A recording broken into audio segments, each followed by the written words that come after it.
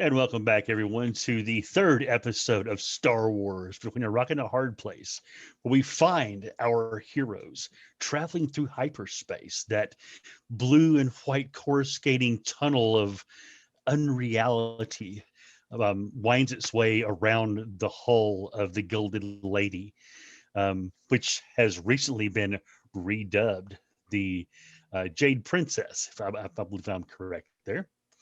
Um, Still the same ship, but it looks No, markedly it is what? the Jade Typhoon. Jade Typhoon. I Thank do you. apologize. The God Jade Typhoon. dang it. So People. yeah, That's all. Imperial, but you of course can't always trust the Imperial Holonet. Sometimes they get things wrong. Anyway, so the Jade Typhoon barrels its way through hyperspace, heading towards what was once known as the planet of Alderaan, recently reduced to a orbiting pile of rubble. So as we pan in toward the ship and into the viewport, we see in the pilot seat H. Taylor. Is it has it Taylor? H. It's Taylor. Talor. It's Valor with a Taylor. T. So H. Taylor.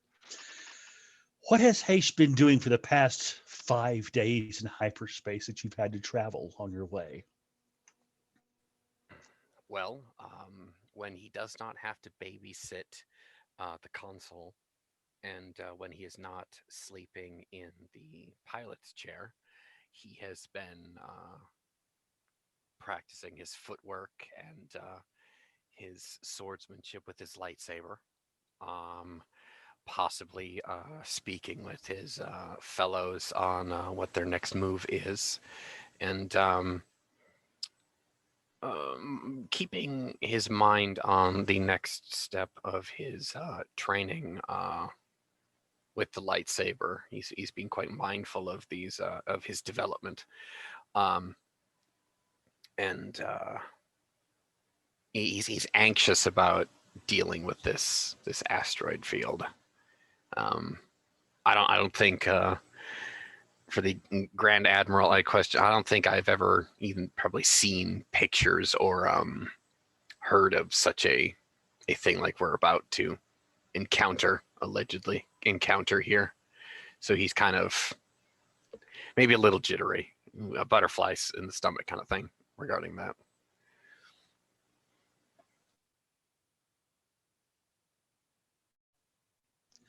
As the camera passes by Haish, it travels down the access tube from the cockpit back to the main crew area, where we see Galat. What has Galat been doing for the past 5 days? Walt has been meditating and extending his knowledge with the Force. He has been reaching out, trying to magnify his senses, focus on his concentration, and he's been working on trying with two new skills. He's been trying to work with telekinesis. He's not the greatest at it yet. You can see he's really, really struggling to really grasp what it is. The most he can do at this point is lift a pencil, and even that is really wobbly. And he's still trying to master sensing the force in others, but it's not going too well. Okay. Well, as the camera pans past Glalt and the area of the living quarters, it heads toward the back through a door and into one of the cargo bays, where the droid parts and such have been probably organized by Tendrick a bit more instead of just being sort of piled up. What has Tendrick been doing for the past 5 days?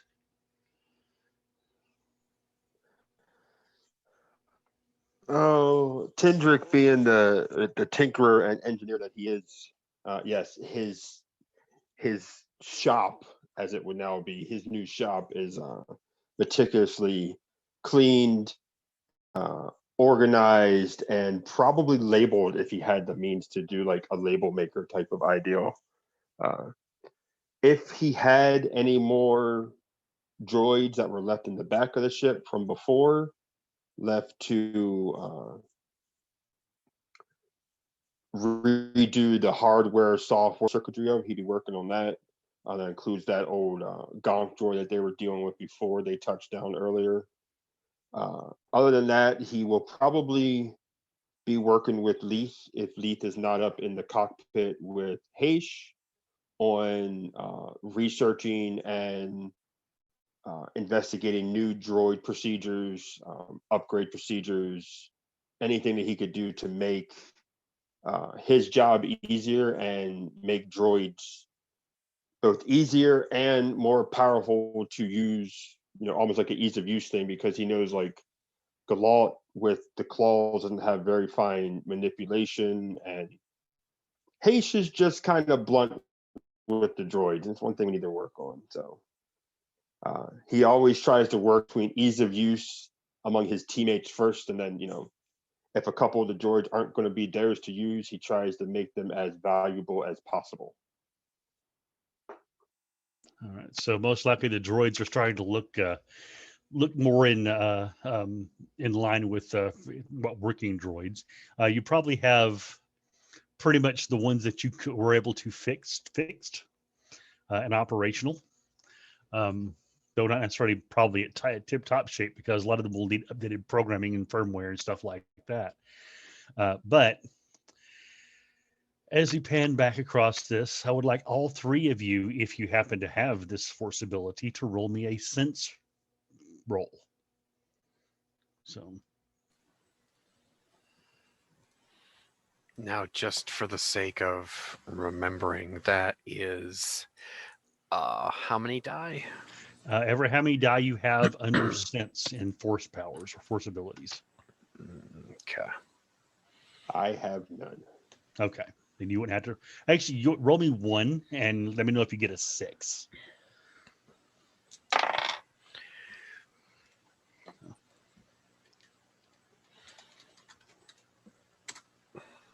Nope, I did not.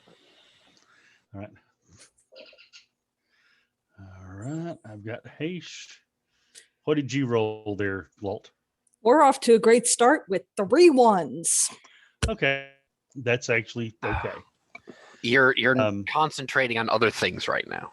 So, Haish, you, well, first off, Tendrick, you at the moment don't really, nothing seems to be at a place for you.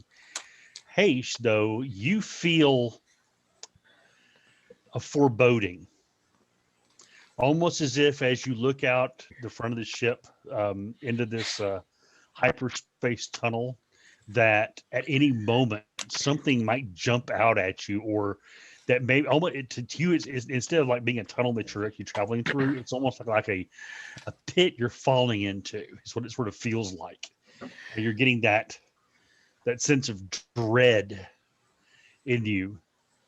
And then you all hear a loud, almost a roar sound of pain come from the crew quarters. I'm going to go over the intercom. Probably as this is happening, gentlemen, we might have a, what the hell is that down there? Okay. Okay. Put the roar in there for you. Okay. So, but yeah, the roar is if you try to open a comm to back there, all you're hearing is just, it sounds like it's not a roar as if someone's fighting. It's a roar as if someone is feeling the most intense pain, emotional pain that you ever heard.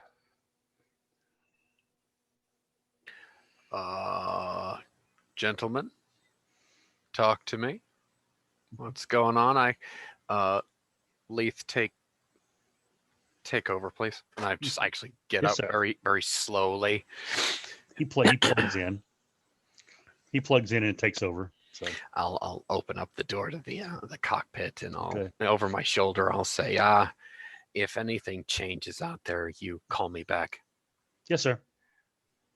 I'm gonna actually kind of No, I'm gonna kind of stealthily, kind of like sneak down this hallway. Okay. Just You won't actually have to roll. no. Because, Okay. yeah, because when you get there, what you see is Glot laying in the middle of the floor. It looks like he was maybe meditating, possibly. I'm at his side. I'm kind of like He is curled up in a little ball, and if well, yeah, and he's a big furry ball, basically. there's a mountain of fur. Yeah, arms wrapped around knees tucked very closely to the chest. And the look when you look at it in the face, the eyes aren't focused. It's like he's not there. I'm gonna probably what passes probably for like cheeks. I'm gonna be like hold him. I'm like, hey, here. Okay. You focus on me. Yeah, Glalt, You're safe you're with friends. We're family now. We're here. I'm like, Tendrock. I'm gonna yell over my shoulder. Be like, you just no. If he says or does anything, he moans, no, right here. So as you begin to come out of it, Glalt, At my blindfold.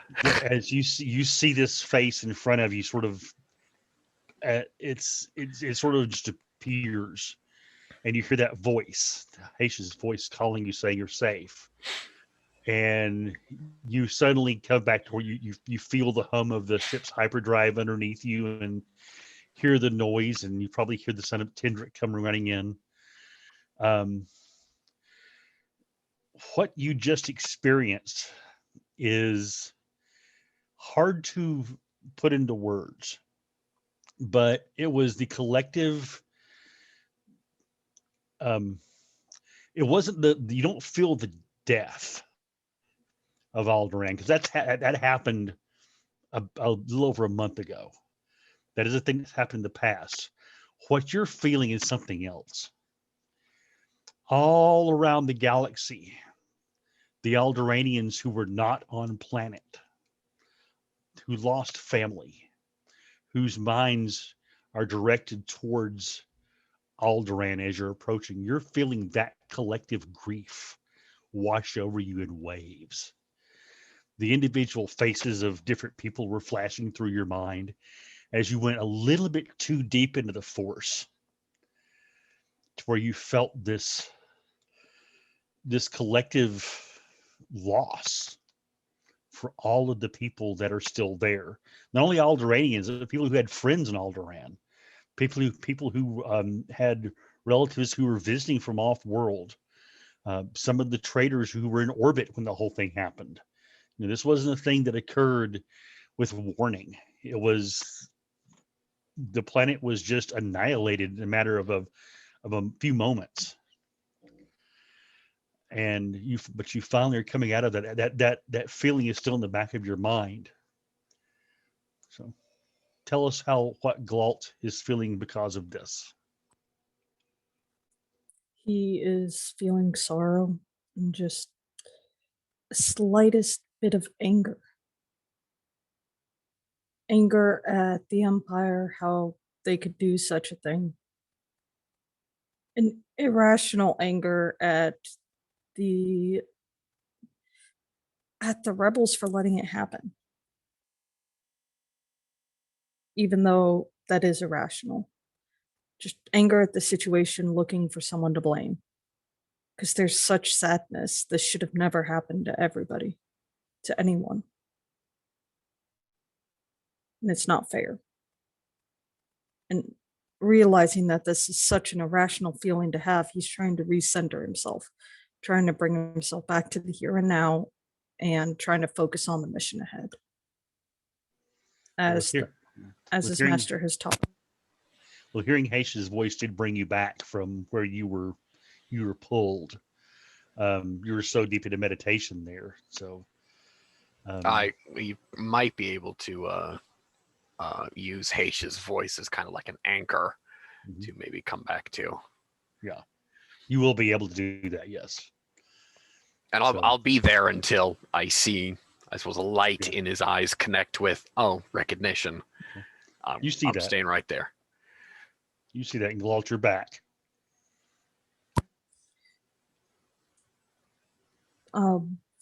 Everybody around the universe, around the galaxies, sad. Those who aren't on planet, those who aren't here. I could just imagine. That with that being spoken and voiced, Haish is able to connect the feeling of falling down the hole with that emotion, and it makes sense that you're catching the edge of that yourself. Hey, she'll actually let go of Glald for a moment, and he'll just stand there and just kind of, in a similar way, kind of like fall into himself, and see it, feel it, accept it, and kind of like not necessarily be like a detached, God, how would you say it? Like a Automaton, not be complete, soulless. not be numb to it, but he won't let it register because they can't do anything about it now. All they can do is possibly look for what needs to be looked for, and possibly, at least in Haish's mind on this mission, if he can do something for the dead to help them rest. Haish may or may not be a little bit of force superstitious, if you will, about letting the spirits of these people rest easier. It's not going to be easy, but better. And Okay. Galant will have Haish's hand in his fur at this point. Just kind of pat. Do you need anything? I'm good. Thank you for yours and Tindrick's support during this. Well, I think meditation may not be best for the rest of the voyage, though. We're about to fall out of hyperspace soon anyway. I'll walk over to an intercom. Laith, what are we looking at? Sir, I was about to calm you. We are within a few moments of dropping out of hyperspace into Alderaan system, sir. I'll be there shortly. Okay. So as you move forward there, a few moments later, that tunnel stretches into points of light and eventually resolves itself into the universe around you as you would normally expect to see it. Off in the distance, you see the sun of the Alderaan system, a large yellow-orange ball of warmth, the kind of sun that one would enjoy laying under on a beach, or looking out upon its light on a summer or spring's afternoon and just feeling at peace. But marring this vista, where once there was the beautiful blue-green world of Alderaan, is now an angry red eye. This core that was once Alderaan that has reformed in a molten globule surrounded by the wreckage of a once great world spreading out about it. Just seems that look that you get from the sorrow, it's focused on that point. As Haish takes the seat in the takes the pilot seat, he puts his hand kind of like unconsciously on Leith's shoulder, and as he sits down and he kind of goes to this protocol droid, isn't that a damn mess? And he's trying to be like sardonic and a little, yeah, well, it's not bothering me, but it totally is. All right. So as you sit down, the comms begin getting the normal traffic that they get when you first kind of hyperspace. There's a navigation buoy nearby near your jump point that starts feeding you navigation data. The first thing that happens is your console starts beeping a little red light that tells you that there's hazardous travel in this area. It automatically pops up and says this is a designated disaster area by the Galactic Empire. Travel into and out of this area is heavily restricted. You must proceed to the following coordinates to present your pass. If not, your ship's data profile will be logged, and then Imperial Customs may detain you and may use up to deadly force to do so. Shit. What do you think, Leith? Should I we think obey we the should follow law? protocol, sir. To do else, as they said, would be running the risk of the ship itself. All right. Let's take care of the lads, as well as your luminary self. I'll kind of Oh, lock sir. in the code there and follow do the coordinates. do we have a pass? Do we sir? have a pass? That's actually a good question. I'll open an intercom to the shop. Hey, Tin, did the boss actually give us a code or give us a pass? I'll open up another one. I don't necessarily get a response right away. I'll open it up to Glalt. I'm like, Glalt, what did your boss tell us? Because if we left without a pass code, I'm turning this keg right back the fuck around to go get that. Isn't Tindrick really good at those droid number thingies? But yeah, but shouldn't the boss man have given us a pass code to make this not illegal? I'm pretty sure Tindrick is good at those number thingies. That doesn't answer my question. He's your Tindrick, boss. Can you make up those number thingies? Well, check your chat. Oh yeah. He gave us here they are. Yep, thank you. Rustling Thank you in the for fur. that. Yeah, it's actually like it's a data card. It's like to plug into the comm system. So you'll have to actually go up to the cockpit to plug it in. Thank you. Then when he does that, I'll He's gonna come up shedding a little bit of fur along the way. clean that up. My apologies. God, is this natural or are you sick? I don't know. Because hounds do it, cats do it, but they do it worse when they're sick, and you are sick. I'm just Must shedding be. a Badly lot. nervous as well. All right. Just mild nerves. That's all. I think. Well, all right. Don't you have a vacuum droid? If Haish had eyes, he would just kind of roll them, go, oh, all right, yeah, no, nerves. And when he does that, I'll kind of lock in the code, the coordinates, and we'll just kind of, Okay. as casual, like we're supposed so to be there. on your Navicomputer, the code plug that you plug in actually pulls up the designation of a place called Mining Outpost number 11. All right. It begins to take you into the edge of the now asteroid field that was once Alderaan. And what you see as it brings you in is what looks to be an old Clone War era dreadnought. Ooh. That looks to have been modified. Hey, Tindra, get up here. You might want to see this one. Yeah.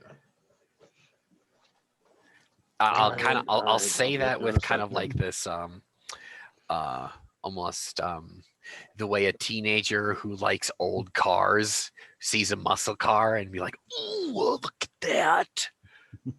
But it's obviously not the same, but Right. So as he gets up there, the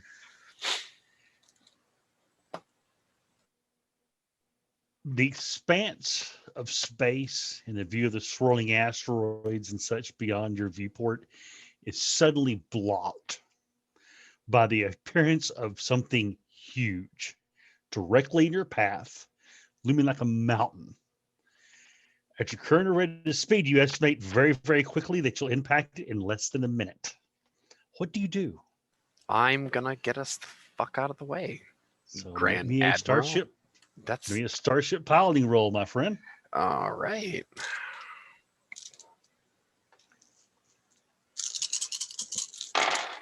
Oh, I'm really good at this. Okay. All right, hang on here.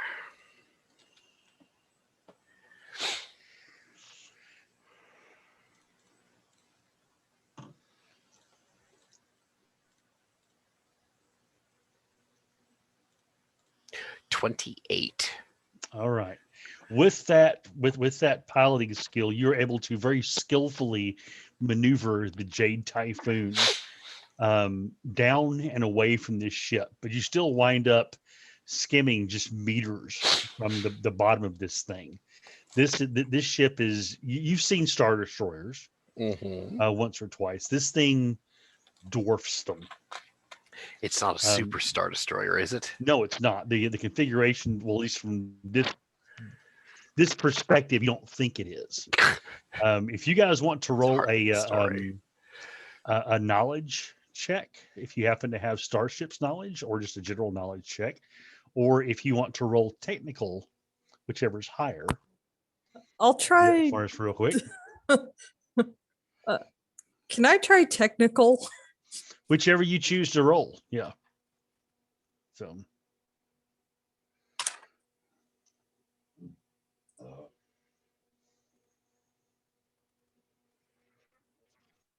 22. Say 22. Okay. All right. Aish, 18. Okay. What do you get, Walt? I'm utterly convinced that's an X-Wing. Okay. So, Aish. That's okay. Nice. So Aish, with that roll that you have for the knowledge, you know that you're fairly sure just by the coloration that it's not a That's Super no Star moon. Destroyer. It's Excuse no me. moon, but it's also no Super Star Destroyer. It's not painted. The coloration is correct. Imperial gray is a very specific gray color, and that's not it. It's also way too smooth. The hull itself is polished to almost a mirror finish, but it's black. So you can actually see your ship reflected in the hull, but it's like a dark reflection. But you're not familiar yourself with what kind of ship this is. Now, Tendrick, he got a little bit better of a roll there in technical. And you've actually seen specs on something like this. You actually saw a data pad from one of the old techs back on Dantooine, who had basically retired there to be a farmer. And before the Clone Wars, this was pre-Clone War, Alderaan was known to have built a number of massive starships specifically for defense of their system. This, of course, was long before they gave up their weapons and became pacifists. But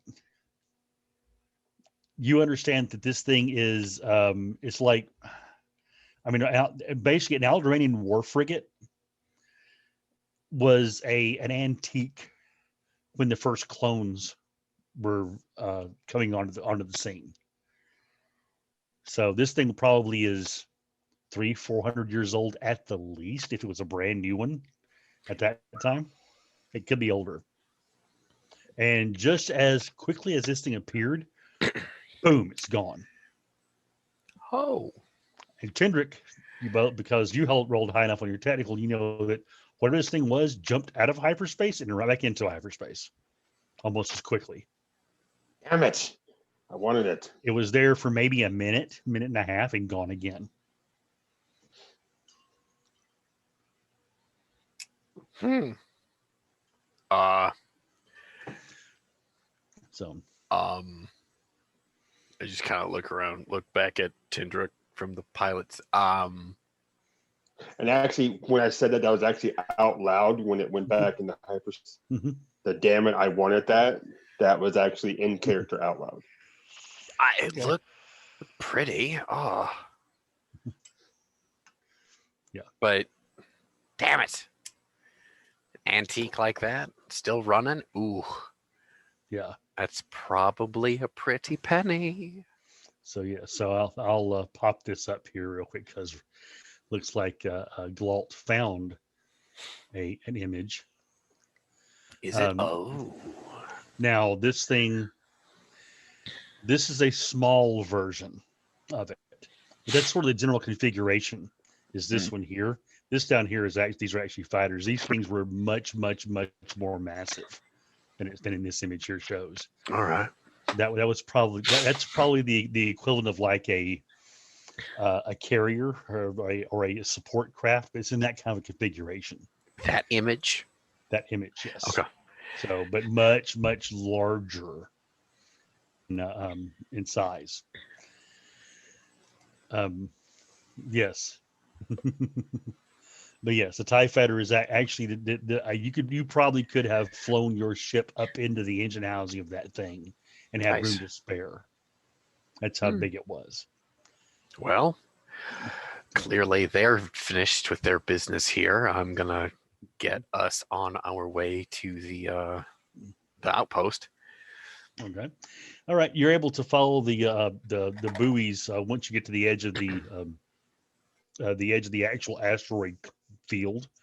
There are very well-defined navigational buoys that take you through on a safe passage, and eventually you come to a larger chunk that has a structure attached to it.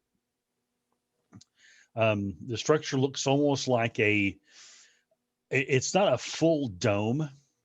It is, think of you have a dome that comes down and then it sort of ends and then comes in and it has almost like a stalk. So it looks vaguely mushroom-like, but it is a standard Imperial outpost configuration. It has landing platforms around the lower perimeter, and you receive an automated docking permission to one of the docks, which of course on your plot shows up and is highlighted. But so far, you've received no vocal communication from anyone. No one's challenged you. No one's communicated with you directly or anything. Automated customer service. Bitch, moan. I'll park us down there. Yeah. You also haven't seen any other, but with the exception of that one big ship that just appeared and then disappeared, you've also seen no more traffic either. Good. Less Yeah. eyes. I set us down. Okay. All right. You set the ship down in the hangar, and as I said, you have you just get a little blurb on your comm system that says, "Welcome to Outpost 11. Please exit the vehicle upon to allow for Imperial inspection. Have your travel papers ready to present to the customs official."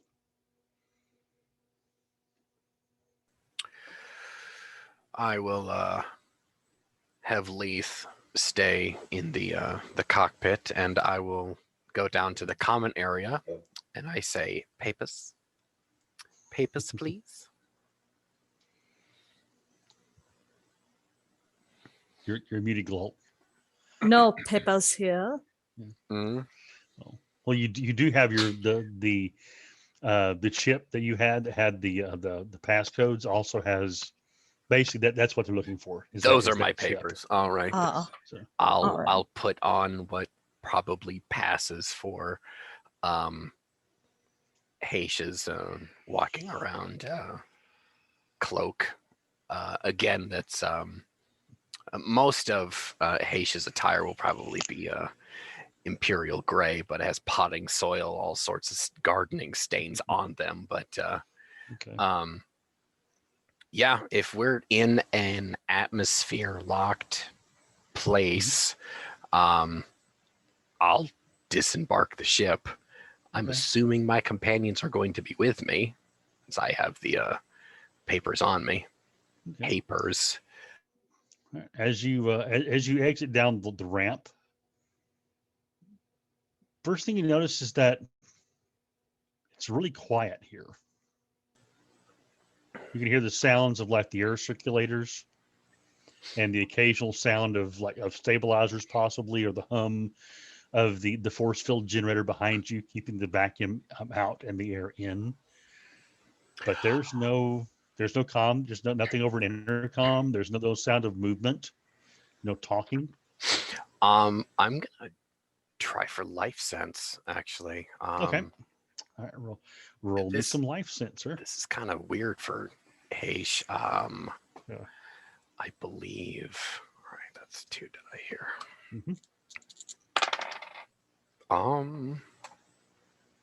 It's a 7. Okay, you reach out with your senses. I'm standing at the And- bottom of the loading plank Yeah. on this platform. I'm just kind of.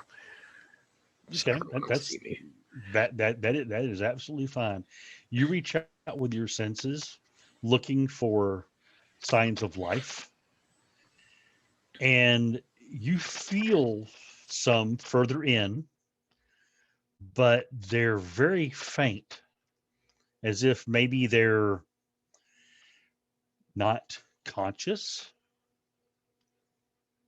I'll and just they're kind of, only in one place. I'll just kind of like mutter, "Are you sleeping?" Kind of not asking anybody, but he's talking to them. Verbalizing it. Yeah. Are you Okay. sleeping? And I'll look back up the loading plank. We're not alone, but some are nearby. He'll, at this point, put his hood up and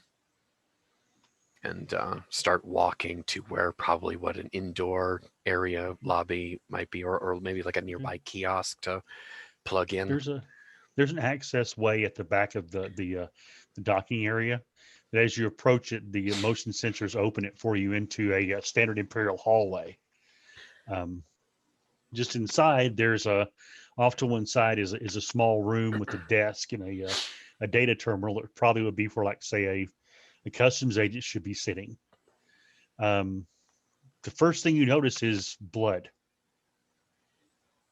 I go for my lightsaber, or at least I keep it in my hand. Okay. That I'm leads gonna- you to Try and reach out again. Okay. You still feel those faint signs of life further into the station. But it's obvious to see once you get up there and get even with this desk and look over, there's an Imperial Customs agent laying on the floor. He's got a pretty mean looking blaster hole in his chest. I'm gonna give him a It good looks once fairly over. recent. Okay. Okay. Is he armed? What's his rank? What's his species? What's his uniform look like? He's a lieutenant. Looks like he's part of the Imperial Customs Authority, which is think of Coast Guard, like the Okay. U.S. Coast Guard equivalent. His rank cylinder is missing. Shit. He does have a pistol, but the pistol's still holstered. So that I'm tells you that whoever shot him, He got He the wasn't got the he drop wasn't- on him. yeah, he wasn't expecting to do so. I'm gonna take his belt and his blaster, the holster. Are my companions with me? Or am I going alone? They didn't say. No one you said a guys- damn thing, so I'm alone, I'm assuming. Guys, Okay. Hey, she'll do the job. I'm gonna look up and go, hey, where's Tindrick? Where's Haish? I'm so glad I left you. I'm gonna Tindrick- ransack this corpse. I'm Okay. taking his uniform. I am taking his Yeah, jack you boots. can- I you am taking can- everything you can that'll fit hear- me. you can hear this motion, this commotion just past the door out of the docking bay, guys, where he just went. After hearing that Hayes was wanting papers and the whole we're supposed Mhm. to have people showing us what to do, Yeah. After the minute or two of not hearing anything, like no talking, no like, you know, commotion that an Imperial outpost would essentially do. Hmm. Yeah, at that point, Tindrick would kind of like come out and come down like, what's the hold up, guys? And Haish left. Galt is going to poke his head out going, huh? Yeah. Now, Glalt, you probably had your most experience with this kind of a situation. Normally, when you land and docking about an Imperial facility, be it a mining facility or whatever like that, you are met at least with 3 to 4, at least Imperial Army personnel, if not stormtroopers. There was a reason he was hiding. Yeah, they said literally no one came out to say anything to you at all. I mean, there's no techs moving around to refuel your ship, to check it over, to start doing a basic inspection so they can find something to fine you for, which they always do. Nothing. There's literally no activity.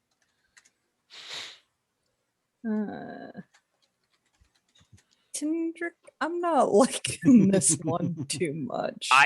I go through his desk. I take his wallet. I'm okay. When you pull up on the data terminal, you know what? I will plug my data pad into his terminal. I am stealing everything that I can. Okay. Here is what you see. No one is there to stop me. Yeah, on the data terminal itself, there is a file up. Okay. It is a snooping. It is a wanted file. The individual that is wanted is someone by now of Haish Talor. Yeah, Anjay Rama. I'll put it in there. Send that in. I will.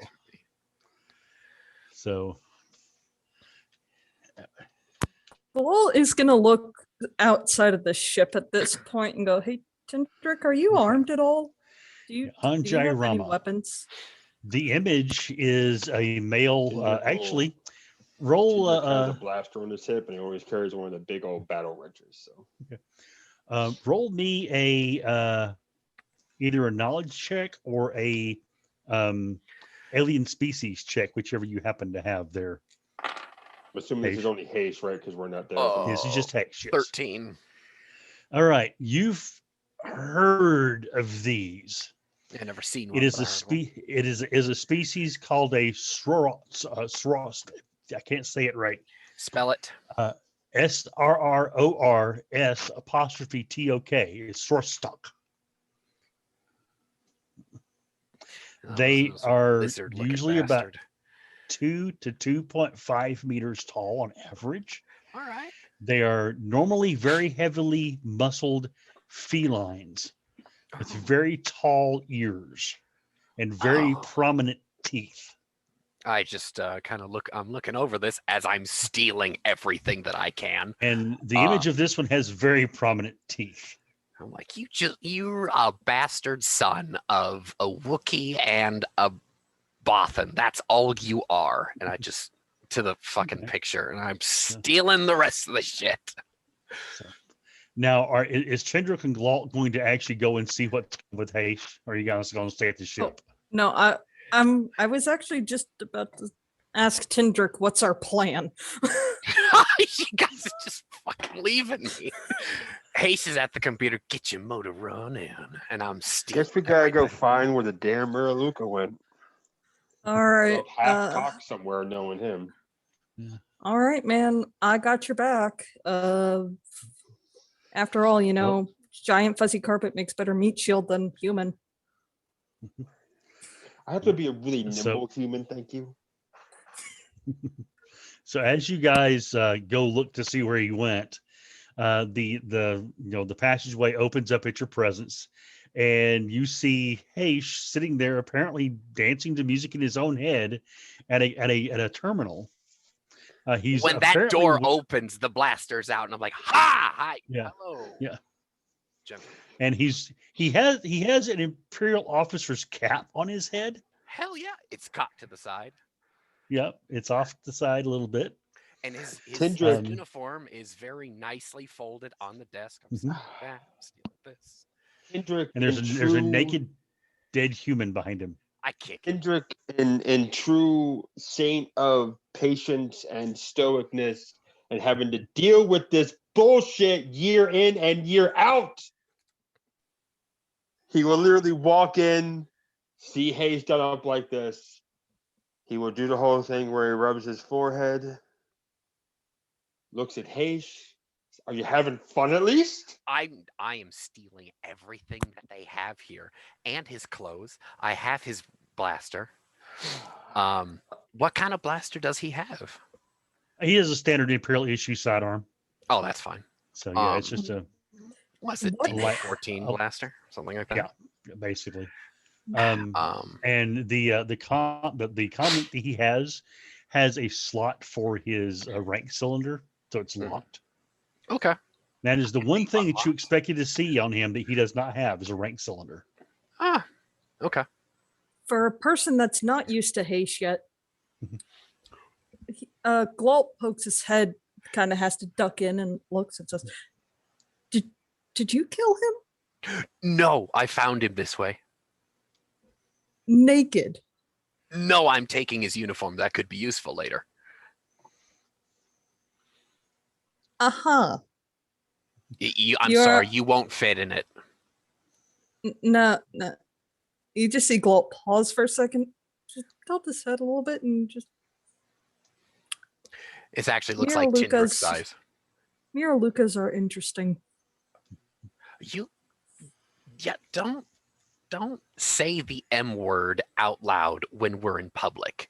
I'm a Tindrick human. did. I don't care. And as you said, I look around like the freaking John Travolta meme. Yep. Ain't nobody here. Well, we don't need any. Evidently, there are pirates here. There's this Anjai Rama thing over here that one of his Anjai fellows or him probably shot this poor bastard up, and I kicked the lieutenant again. Like, you should have been quicker. You're an Imperial. Paige, did Okay. you have alien species as a skill? No, I just have knowledge, and I've been rolling on fire for When- my knowledge. When he mentions that name, I have alien species. Do you want me to make a roll Yes, go ahead and roll it. It's a Srorstok. Yes, throw stock. for it? 26. All right, with alien species, you have heard of these guys. They are normally a very, very honorable people.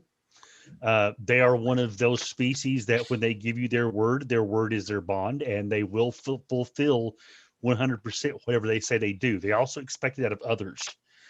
They are rarely found off world. If anything, you're pretty sure Glalt has a higher technical knowledge than most of them do. They're somewhat primitive in general. They're not like the Wookiees are very technically savvy, but they're seen as being big brutes. These guys are big brutes. They never actually got beyond.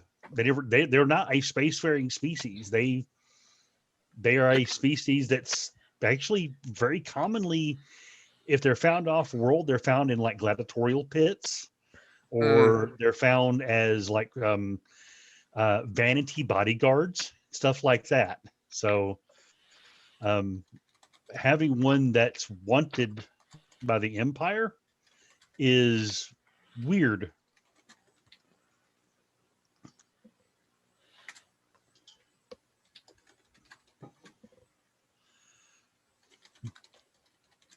This could be bad juju. Once I'm finished ransacking this poor bastard, I'll try and like stash him, maybe not so gently underneath his desk so he's out of the way. There's you do see there's a little door in the back that leads in like a little break room, basically. I'll go back there. Okay, there's like a Blaster drawn. there's a little cap dispenser back there, and there's a fresher in the back corner and such, for basically so that he didn't have to leave his post to do his business.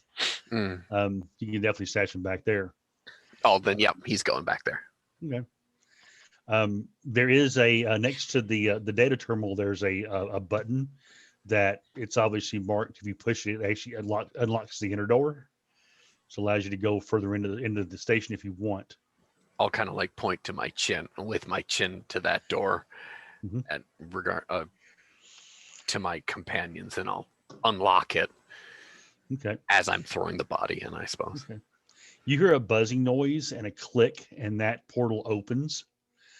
The first thing you notice is the smell of burnt flesh. It's it is the smell that Glault has experienced because Glault has been at war. It is the smell that bodies make after they've been hit by multiple shots of blaster fire, and when there's a lot of those bodies. There is a very, very light haze of smoke. And as who's gonna look in first? I guess that's the question. I Need to ask suppose. first. I mean, when I'm done with that body, Yeah. Hayes is on a mission. I'm going. Yeah. Well, actually, Glault or Tendrick would probably be in a position to actually get to there first because you have to go around the terminal and all that. Sweet, do it. So, which are you doing it? Glault is doing it. Glault, speak, please. Get in there. All right, I would. Yes, I'll speak. go I ahead and I don't do sign language. I'll go ahead and do it Um, if Tendrick is at the terminal. Okay. Yeah. Okay. You look in. If Tendrick, if you want to do do you have computers programming or anything like that by chance? If you want to do that, you can possibly get some more information at that terminal. Glault, as you look into that hallway, there's blaster scoring along the walls. Some of the lights have been blown out. You see towards the right, there's a pile of bodies, mostly Imperial gray. And there's a couple of other humans that are not dressed as Imperials. They're just dressed in looks like mismatched bits of armor and such, the kind of stuff you'd expect either a pirate or a smuggler possibly to have, things they've gathered. So Glault is going to react by throwing himself back around the doorway, pressing his back to the wall. Okay. And okay, we've got trouble. And pulling out his hilt. Okay. All right.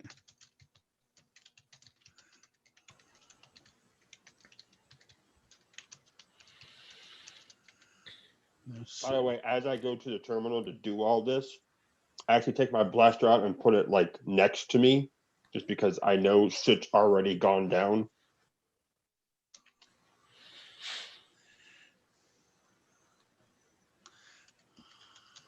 Sorry, Keith. That's okay. I'm actually sending something to him real quick. Oh, nice. Okay.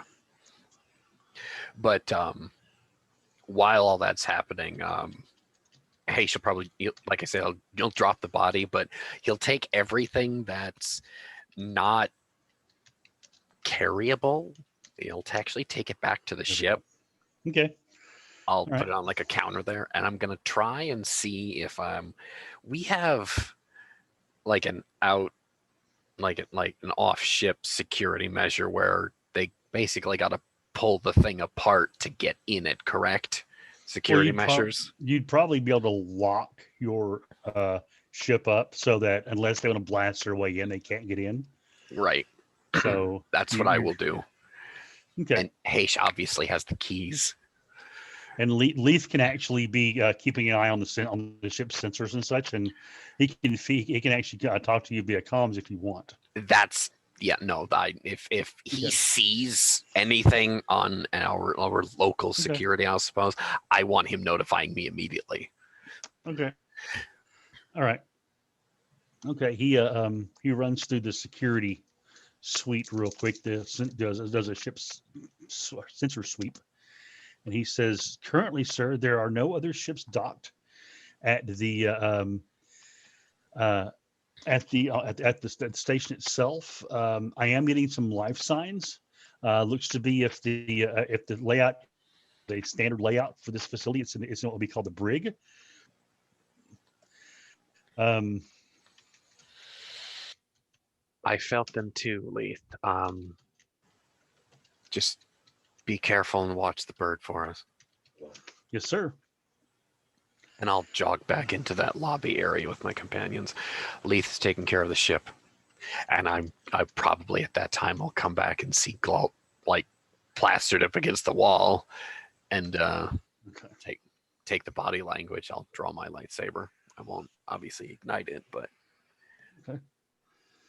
So do we stack up on Glalt?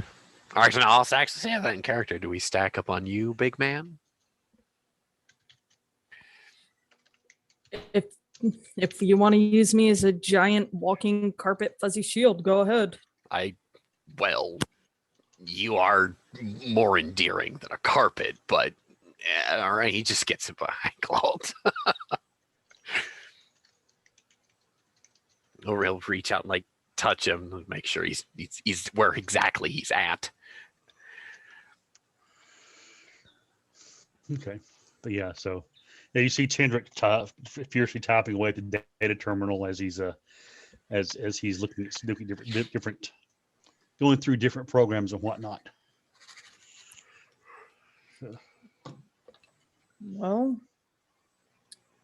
Well, if Tendrick is typing, that means we have to defend him. So, with a move that would have earned him a cuff back at the academy, Glalt is gonna charge and yelling Okay. to draw attention to him and away from his programming friend All right. and So his stealthy friend.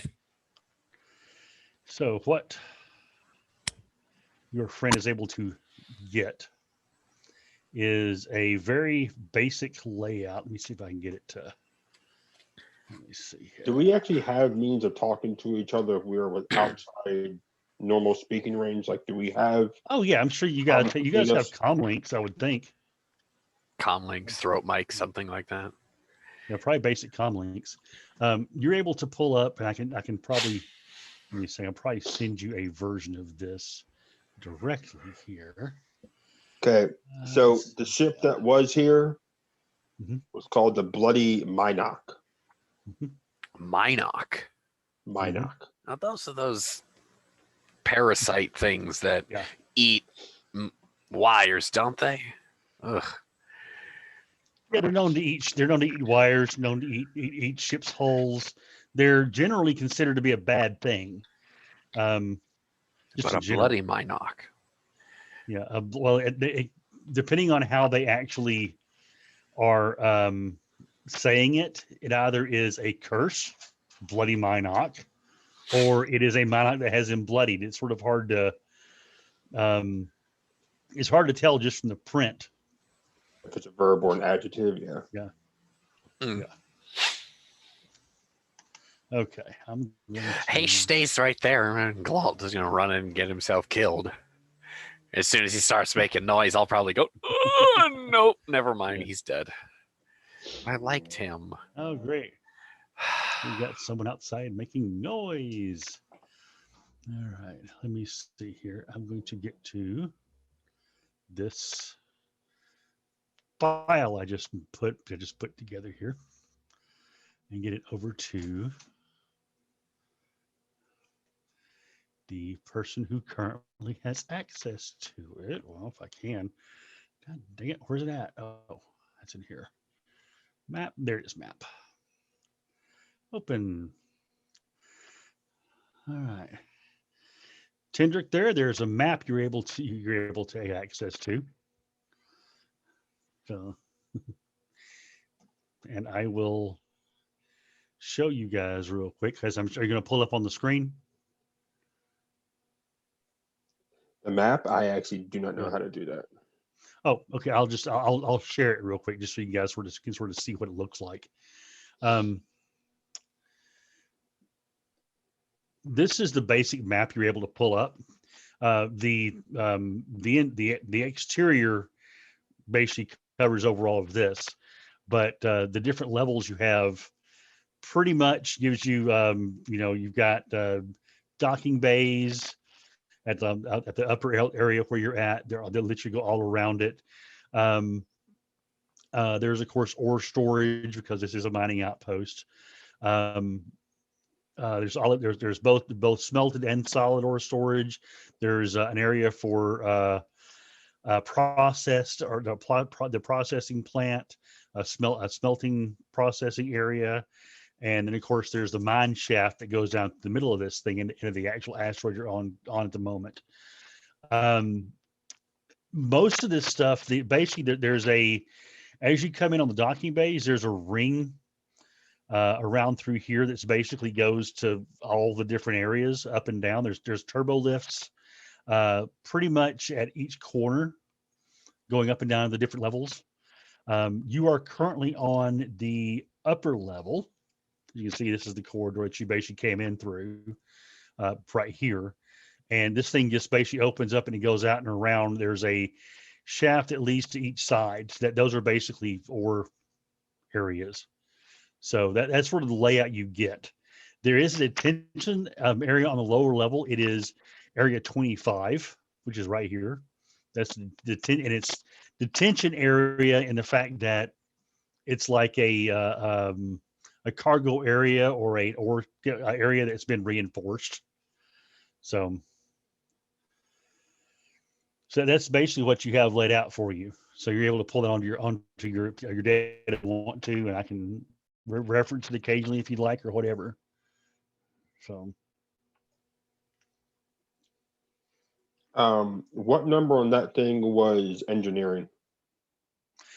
Engineering is on the where you're at currently on the upper level. You're at what was 9. Engineering is actually 11. It's in the middle level. It's in the central ring area. So if you go to the turbo lift, that's basically going to be to your right as you go make a right-hand turn, just beyond which is a stack of bodies. You should be able to go down one level, and then that's going to take you around almost halfway around the full station to the backside to where the engineering area would be. It's also on the mid level. It's also where the controls and such for the mining lasers and stuff are. So, but that's pretty much where their entire technical area would be. So in the area of, let me see, I'll pull this back up again, but I'll show it in a way you can actually see it a little better. It is going to be, so you guys are on upper level right here outside of 9. Okay. But yeah, outside of 9. There is a turbo lift right here. So basically you're, access in to 2 and then, okay, yeah, to your left. And then that will take you down to mid-level. You have to go around to the backside over here, and at 11 between the, area 13 and 14 is where the engineering control systems and stuff are. So you had to go down one level, then around.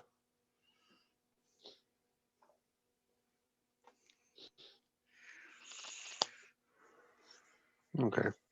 So Tindrick, at least once he gets all the information he can, because he knows he can't get most of it because of the hack job that was done. Which, Yeah. I mean, he Yeah, will. I mean, he will take a second to appreciate the hack job that was done, because it's a really good Yeah. fucking hack job. Yeah, and it was done very quickly. You could tell too, because you could have done it and probably preserved the system. But whoever did this, they just wanted the system to go down fast. Right.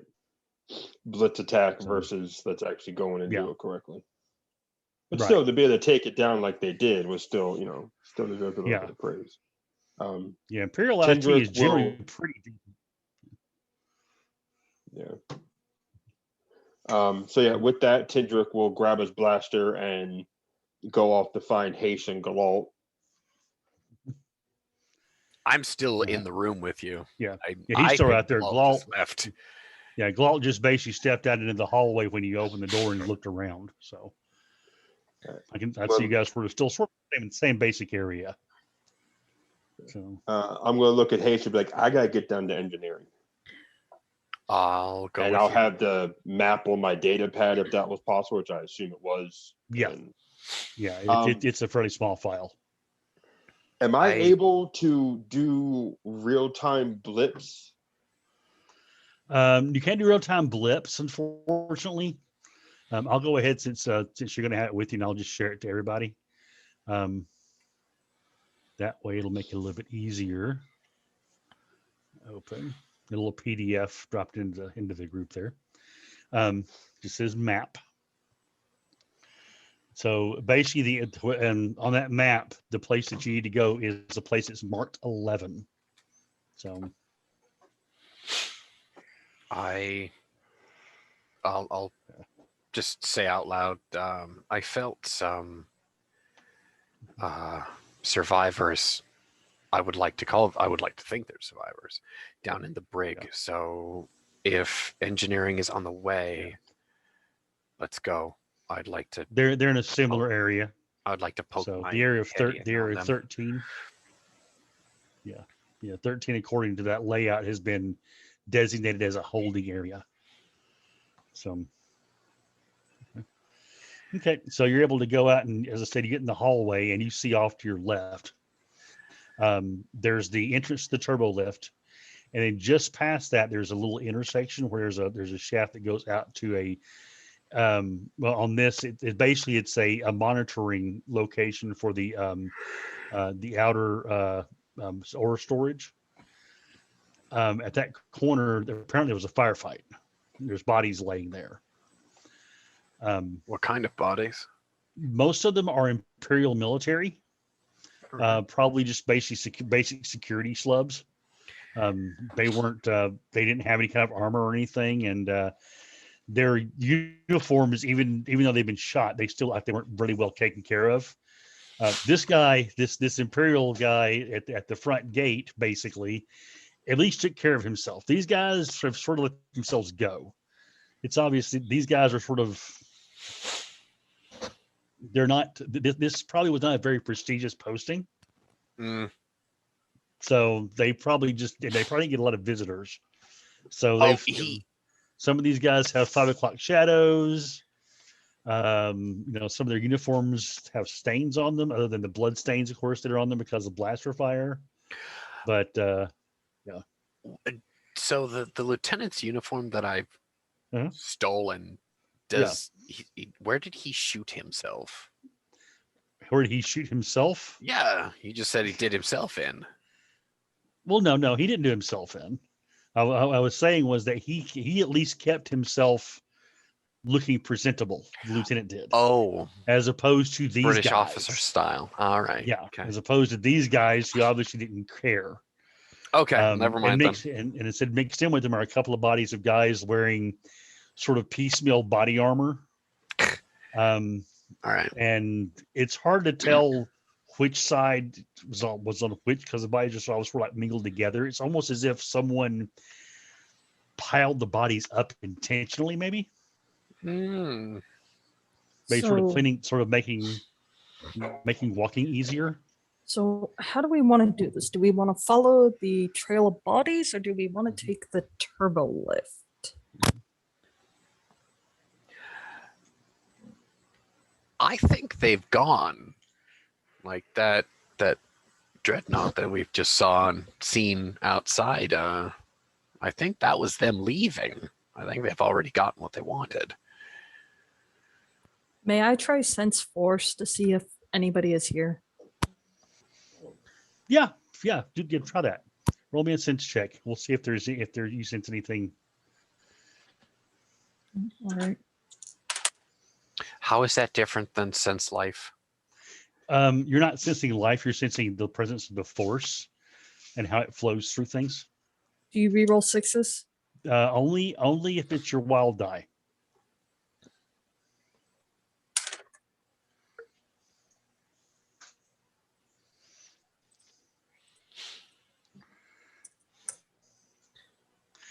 All right, Glalt, you reach yourself, you open your senses up to the force itself, to feel the force around you, and you suddenly get cold.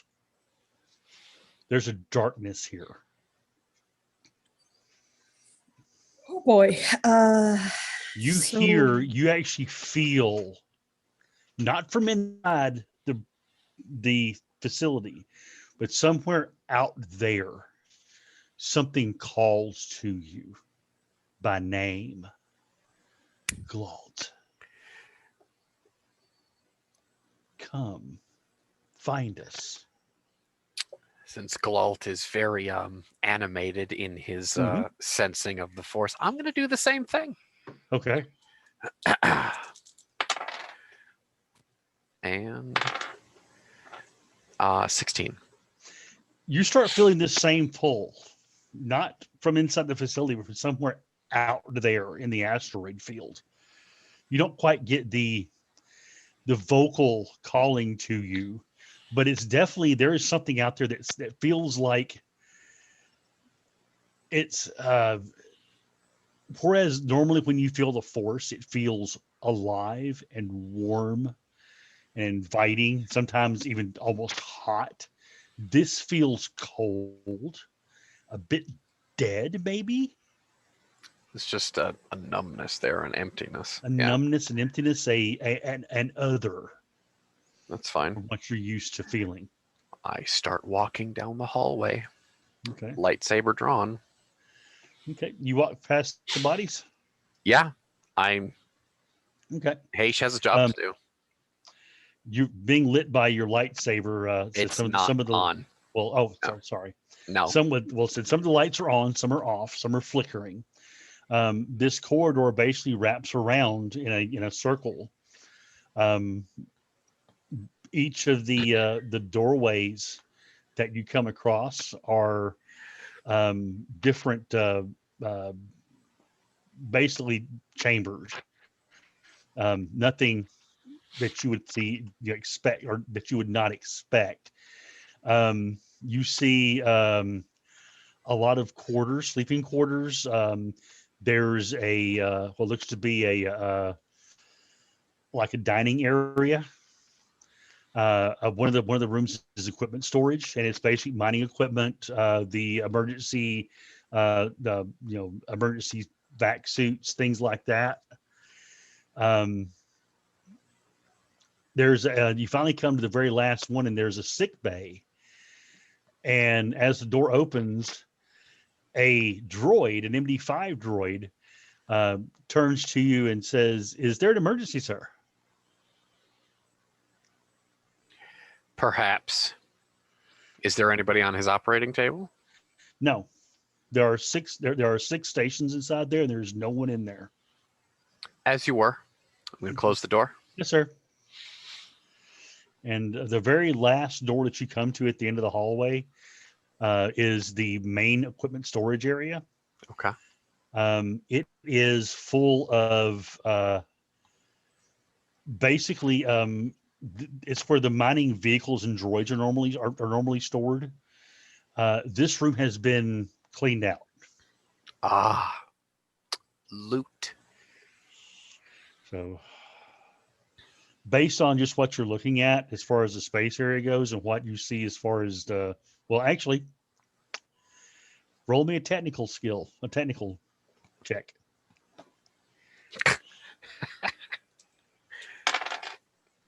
Nine. Okay. You're not really sure what was here with a 9. You do know that it is a place where they had mining equipment, but specific mining equipment that was stored here. And obviously it looks like a storage closet. Just look at Tindrick. Well, it's big. It's like a garage. Galt, what you're waving at me for? As the MD5 goes to head back, Mhm. I'm at the back of the line. I see which direction it goes. Mhm. Yeah. I know my friend Tindrick here likes droids. Mhm. I know he collects them. Yeah. I'm gonna follow it back and forcibly dismantle it by pulling off its head and carry it back to him. You're going to attack the medical droid? All right. It's new parts for my friend. What is your perception? 4. 4 die. All right. Make your attack and make a brawl check.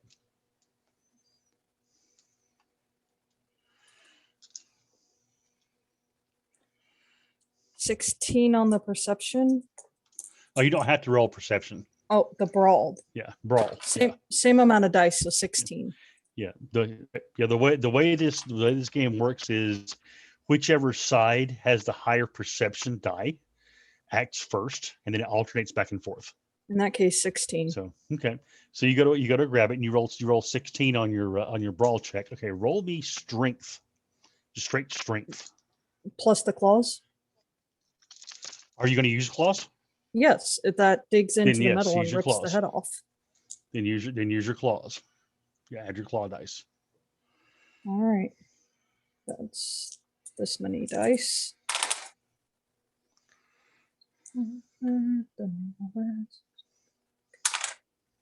17. All right. You go to rip off its Hold head. up. And it does. 6, 12, 18, 19, 20, 23. Okay, Because I 23. had to re-roll a 6. You go to try to pull off this thing's head, and it's a little tougher than you expect. You're able to pop out the socket, but it does not completely come off. And this thing is, this thing turns and it jams an arm at you. So, are you going to let go of it to dodge, or are you going to hang on? I'm going to hang on and tell it, Okay. please stop resisting. I want to bring you to my friend. All right. Make me a strength check.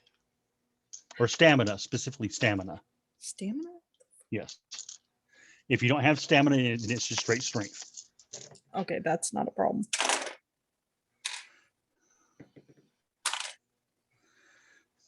$14. Okay.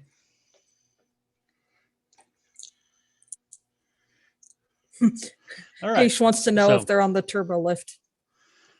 Yes. Yeah.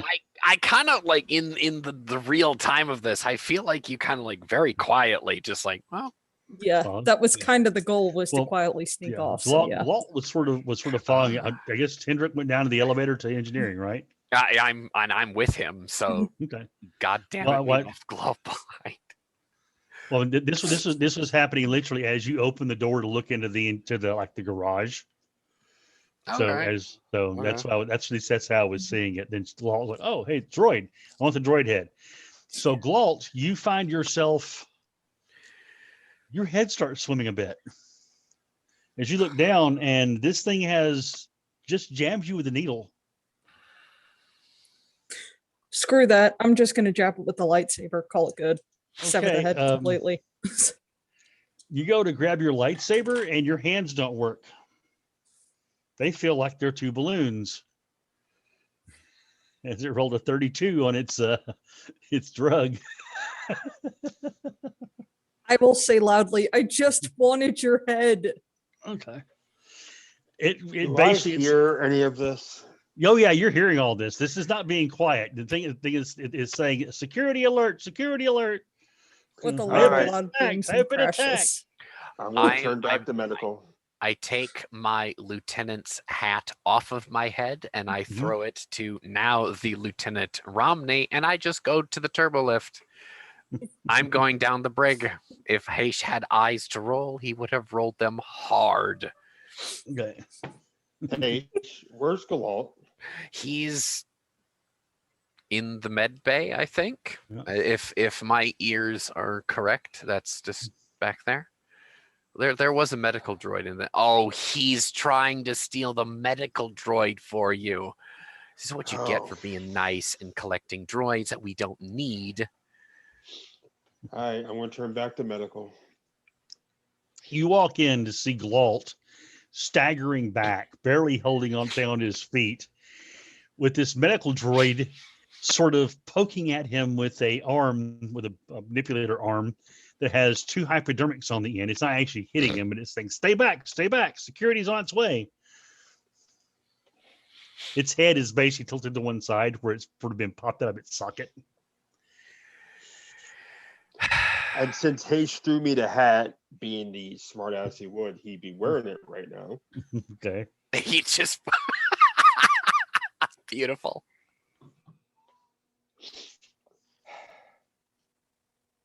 Just help Galt like lean up against a table for a moment. You Mhm. stay there. Okay. Yeah. You want to stay there, Galt. Yeah, just you stay. I'll deal with you in a second. Okay. And looking at this medical droid, does he turn the hypodermics on me? No, he turned. You're not threatening him, so he looks at you and says, "This beast attacked me. Try to rip my head off. I demand it be taken down to the brig immediately." Okay. We will work on that in a second. How are you doing? I'll need repairs, obviously. Galal, you there. I will pull out my kit and say I can repair you. Okay. You can see basically it just takes a little bit of manipulation. You pop its head back into the socket. It's just been popped out. Yeah. At the same time, I'm going to turn them off. Okay. No problem. You don't have to roll. Because you have basic droid repair, you know how to turn one off. Yeah. Okay. So I'm let's going turn to off. fix him and then turn him off. And I'm like, Galal, we can carry him out later. Okay. Roll, Ask next time. roll The me a head strength was check, supposed Walt. to be a gift. I appreciate it. Okay. Don't need you getting hurt over it though. Okay. So A strength of 6. okay. So while you guys are getting that sorted out, Galalt will eventually come back to his senses. There's some marked stimulants in there that you could probably take easily.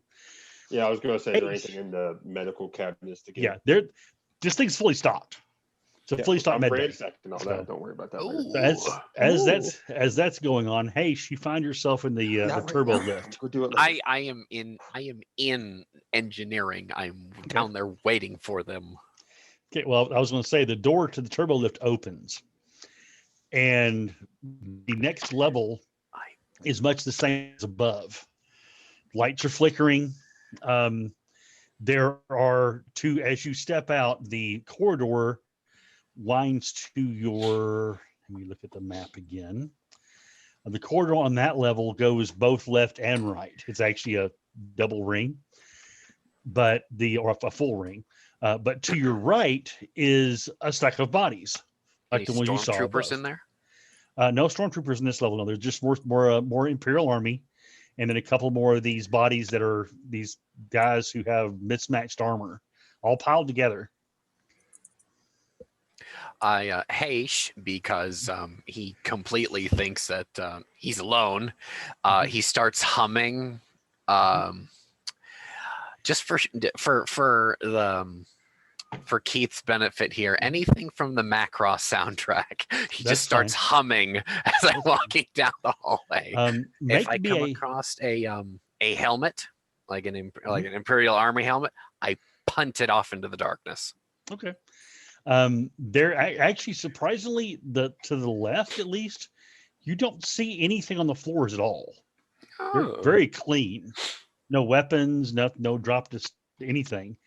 Go maybe a search check though as you're walking down that way though. Search. Yeah.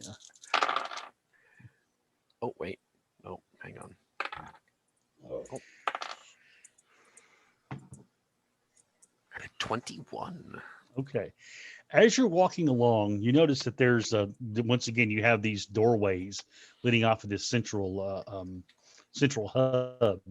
You get 3 down, where you're almost to where the engineering stations and stuff are, and there's a door that just by the look of it, it's obviously been blown open. There's carbon scoring where a lock mechanism would be. And it is jammed all the way open. And inside, it's because of how incongruous it is, it catches your eyes. There's things like stacked up furniture, like really nice furniture off of one wall.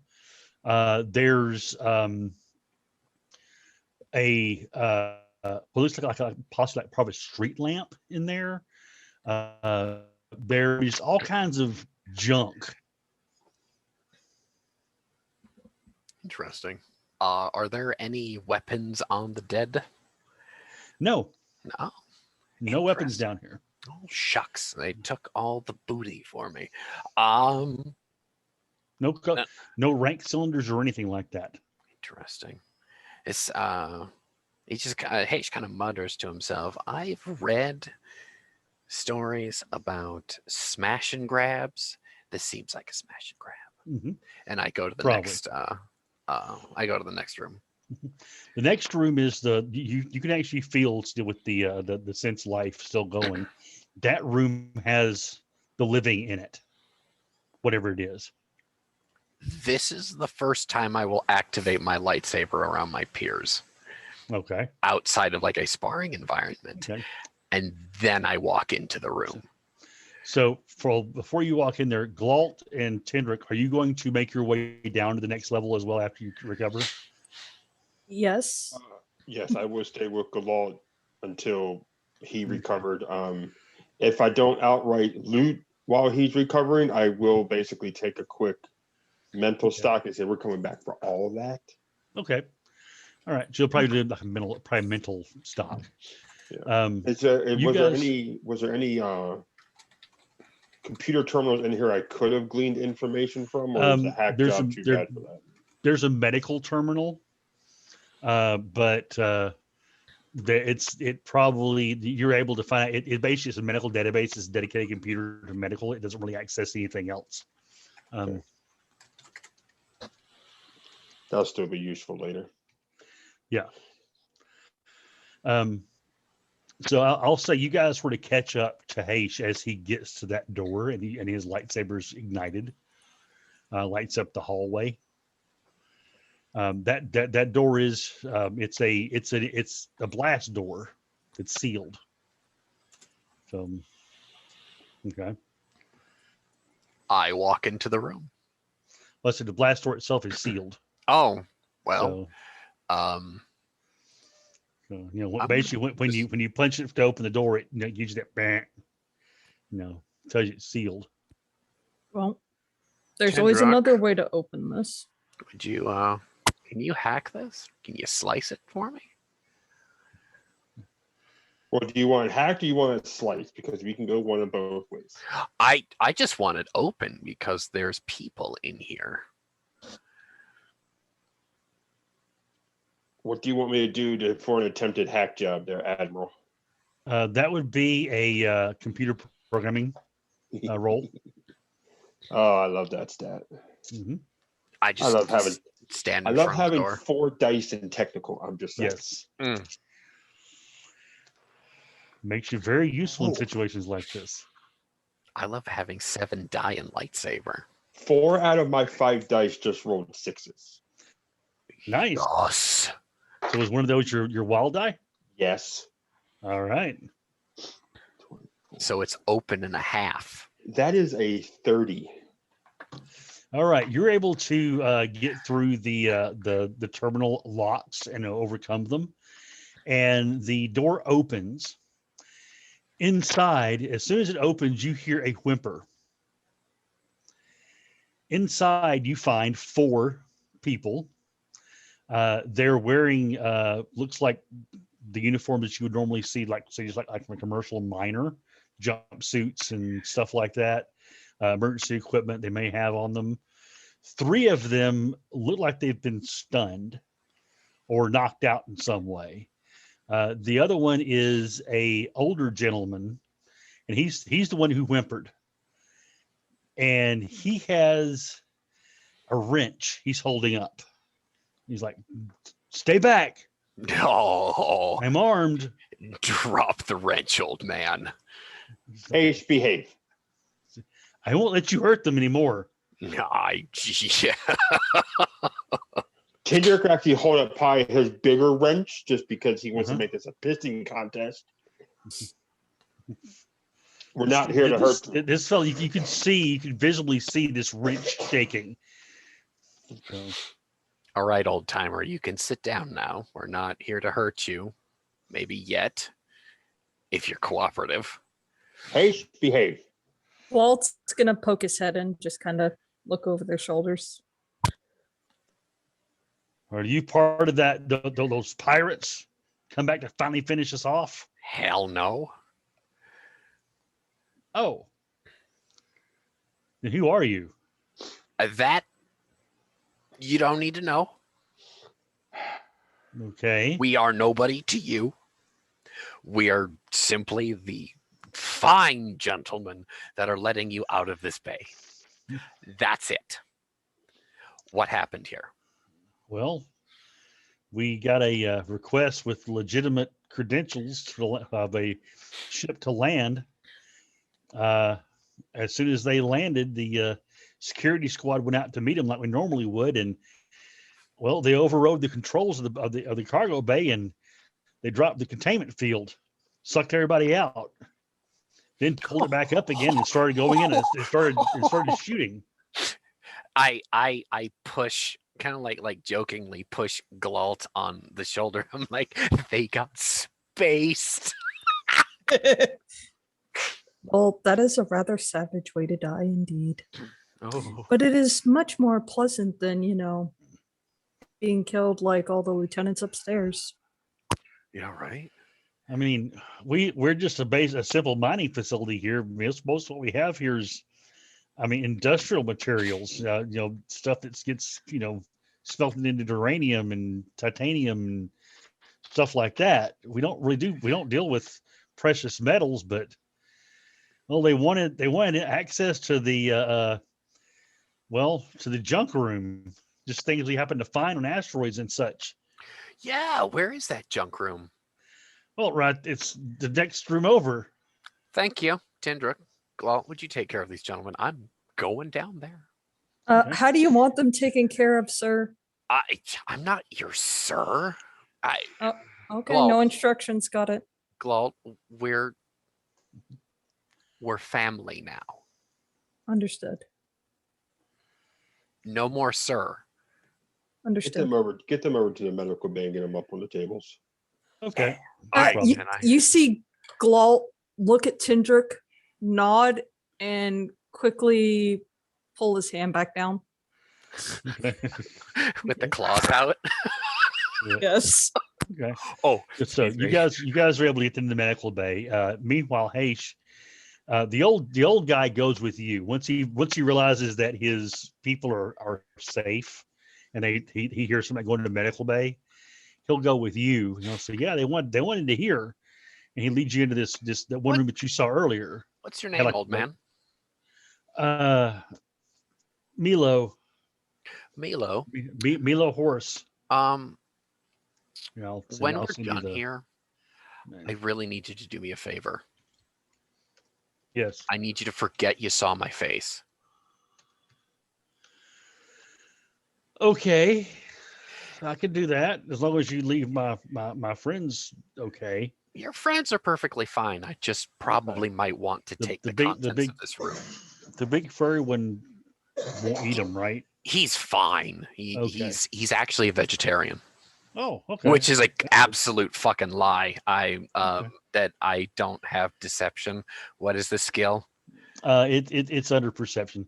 Okay, so what it's gonna be is Haish is trying to be like his awkward farm kid charming, and he's obviously lying with a fucking 3. And That's okay. it's like, he's a vegetarian, no. With a stupid smile on his face. And well, Milo's like, oh, okay. They want in here, and you go in, and literally, it's like, as I said, it's like some fancy furniture. There's a piece of a lamppost. There's what's obviously like a cornerstone from a building. Some inscription on it. Can you turn the lights on in here? He goes over and fiddles with the controls and brings the lights a bit more. This is obviously stuff that has been recovered from asteroids that may have one time have been on the surface of Alderaan. I am going to obviously this isn't a thing in this this system, but I'm gonna take 20 and I'm Okay, going to go that's fine. through every damn article in this thing for anything of interest. Well, I mean, it really depends on the interest. The That's as I said, this is interesting. literally stuff that, like, say, if someone who at one point lived on Alderaan, souvenirs, like something from souvenirs, the thing- old thing- country, if you will. something from the planet that survived. Oh, As I said, like the one building is basically dedication of the building that gives the date that was built. I'm gonna, So having the cornerstone of a building, that'll probably be a big collector's item somewhere. okay. Oh, And Milo says, "Yeah, what they wanted was well, it was over here. There's a desk. It's missing two legs. They've been basically shattered off. But the desk itself, there's a drawer in the front that is pried open. So we never could get that thing open. We didn't want to destroy anything further, so we were going to wait for a code slicer to come in and open it up for us. But they never just wanted to force it. Apparently, there was something in there they wanted. You know what? God, is Heish gonna do it? He's gonna fucking do it. I'm gonna use the tip of my lightsaber and I'm gonna melt the front of that thing off in a rectangular fashion. Okay, you're able to get it basically popped open pretty easily. The lock itself actually pops out once you cut it. New Tindrick had pickpocket. Never mind what. You're so in the, med bay on the floor above us. I never went to medbay. I told Galalt to take them to medbay. That's true. Oh, excuse me. Then I Okay. ransacked the desk then. Okay. Well, what you find inside is there's lots of papers and such, and forms that are blunt, they're unfilled out. But the main thing you notice is that the header for the letterhead on this thing is the office of the office of the senator of the senator, basically, for Alderaan, senatorial office, basically. So the desk basically was from that office building. Leia Organa? Possibly. I mean, but there's several things there. There's a sealed folder basically there of a few things. Looks like may have been on the desk about trade negotiations between a couple of different places that Alderaan was trying to help facilitate. There was a memo from about an upcoming vote in the Senate that happened about 2 months ago, probably. So basically, this is all old stuff for the most part. Milo says, "Yeah, they weren't into there. They got in there, and then they just took the data pad, and that was all." They took the damn data pad. Of course they did. Well, they missed something though. What'd they miss? He reaches into one of his cargo pockets. He pulls out a little data stick, which is about 2 inches long and about a quarter inch wide. He said, "The data core." Milo. Yes, but it's okay. Fine, you have a lightsaber. He puts it in your hand and said, Thank you. I know you're a kind, sweet old man who probably has family somewhere, and I really don't want to take you out of this universe. "Good." So yeah. By that point, Galalt's probably back down to where you guys are, from having them taken care of. Milo, did you ever? How long have you been here? I've been here. Well, we got here about 2 weeks ago. Maybe not this station, but maybe another station. As a miner, I've been a miner for 35 standard years. All right. Maybe let me narrow it down. How long have you been in this area? 2 weeks. All right. Have you found any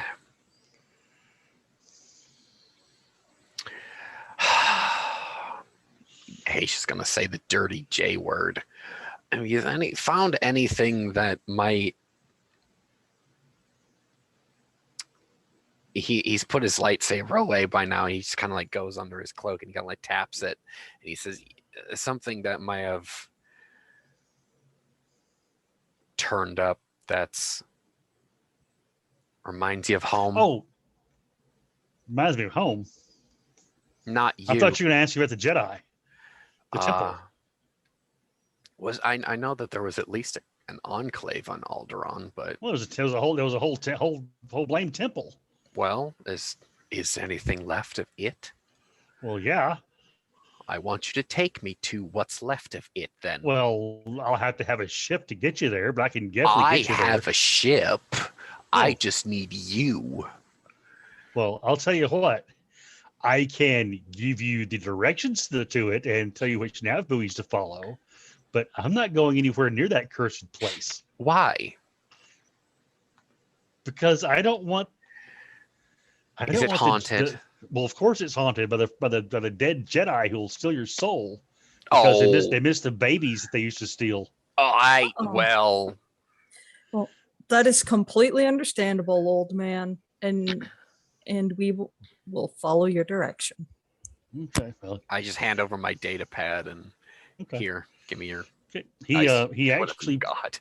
he hooks you up and actually gives you a fairly good actually very good directions to follow the different nav buoys to an asteroid that is designated asteroid 7785. 7785. So Did you find any books? I Actual didn't. books? Now, like I didn't. anywhere I've like you were heard. here. I've heard that there were some out there, but we don't like going into that temple because it's haunted. No, So, I'm saying, have you found any books not at the temple? Just any books? no, not yet. No. All right. And guys, with that, I'm gonna take a 5-minute break real quick, Okay. and then we'll get to that next part because Bio break. 5-minute bio break. 5-minute bio break. We shall return, folks. So Glalt may have followed your directions a little to the point. You guys said ensure they stay in medbay. Uh-huh. So he knocked him over the head and tied him up with bed linens.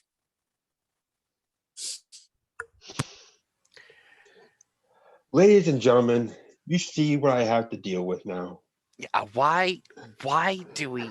Oh, we always get the dumb guy. Oh, Jesus. Anyway. No. In all seriousness and in character, Tinder's gonna look at Galat and you are gonna see like the temple Bareback. massage happening. I appreciate the enthusiasm. They didn't need to be knocked out. Well, Next time. while the whole time Haish is conversing with the older guy, he's gonna look over at you, tell you what happened, and say, "Do we need to do it to the old guy too?" And pull out in a wrench. No, they are talking. It's okay. Put them down.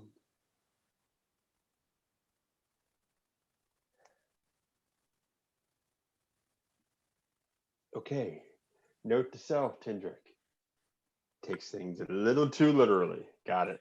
Well, Haish said we need him to forget. What better way to make him forget than a wrench? He also said when this was done. This is not done yet. So once we're leaving, I can hit him with the wrench and make him forget. We will cross that bridge when we get to it. Understood. I think Glalt would be a little bit smarter than that, though. Walt is smart, Yeah. So but right now he doesn't. There's something going on. He's trying not to seem like a Padawan in front of the guys. All the people going on here, trying not to seem like one. I'm back now. and so am I. So as you get the information there from him, I take it you guys are heading back to the ship.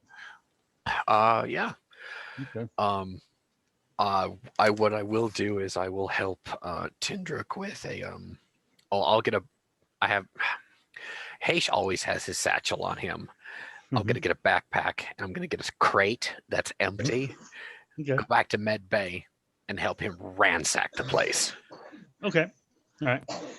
When you get back there, the other 3 miners are coming around. The med droid's taking care of them. It tells you that they were basically just stunned.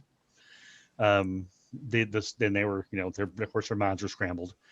They thank you for letting them out. And they said they're going to have to make a report, obviously, they're going to have to deal with the Empire when they show up because, when their lieutenant doesn't report in, they'll send a patrol craft out to check on them. So they should be just fine. They don't want to go with you. because they don't want to have to deal with those pirates anymore. And so they're pretty sure they were asking a lot of questions about stuff too, about where they found some of the stuff, and they're asking about stuff at the Imperial Palace, not the Imperial Palace, at the Eldoranian Palace.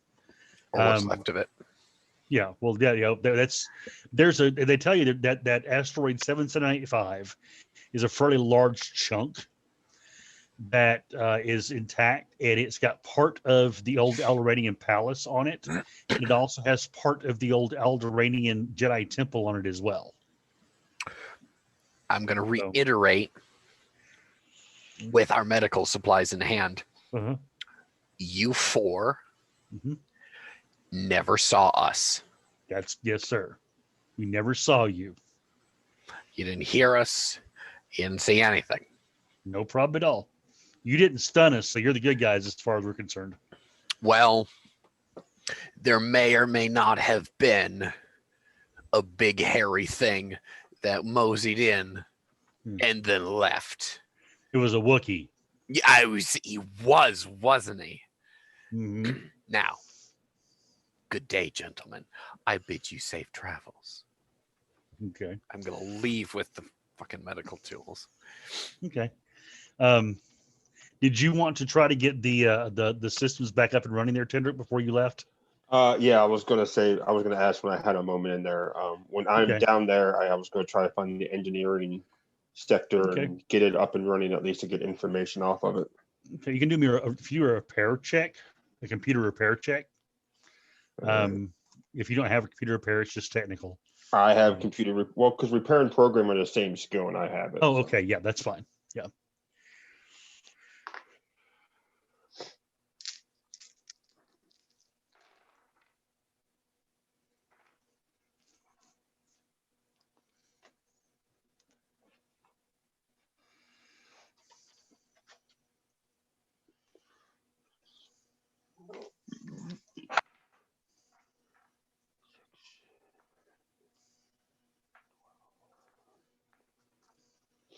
$24. Okay, so you're able to get it back, the security systems back it up, and you're able to pull some video from it before the system got taken down. It takes you can't actually play it there, but you get it back to your ship and put it on a data console there. And once you get on there, you're able to see is you see this ship that it's a Sky Prey blast boat that lands. It has along with it a cargo ship, looks like maybe a YT 1300, maybe a 2300. It's hard to say exactly. Those things is modified so heavily, but it's got the basic base of a Corellian light freighter. Those two ships land. You see them. Obviously, whoever it is really, really good at hacking. Brings down the environmental shield. Everyone in the docking bay gets pulled out. They bring it back up again, and from the Corellian ship, you see a group of about 10 come off, led by this big hulking beast of a creature. This thing leaps when it gets into the past the lieutenant, who you see sort of jumps back and in fright. His eyes big. It basically blasts right or almost goes right through where he's at and slams into the door. The thing turns, looks at him, growls something that might be open. It's hard to say exactly. He hits the button, the door opens, and this thing basically barrels through. The next person to come through just very casually just levels a blaster at the guy. The lieutenant shoots him and follows the figure through. The others go through in a very tactical formation, start a firefight in the hallway.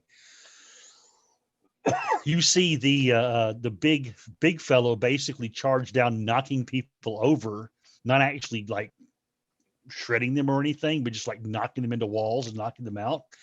And this group behind, just very businesslike, comes along and puts a shot in each of them, makes sure they're dead, clears out that level. As they get around to where the garage area is, you see that there were two basic skiffs that are made. They're asteroid hoppers effectively. They get those things set up, and there are 4 mining droids that they also rig up and slave to the skiffs. They take those out and all the mining equipment out that bay and around and into the Corellian freighter. Meanwhile, they systematically go through room by room. Below, you see basically where the miners that you rescued made their last stand. Milo and the other 3 were down in engineering, and when they came down, they actually complied with. They were asked some questions, and the miners complied with shutting down a few things. One of the guys actually shuts off the security, and as that happens, it goes down. Now, why they were stunned and not shot is unknown.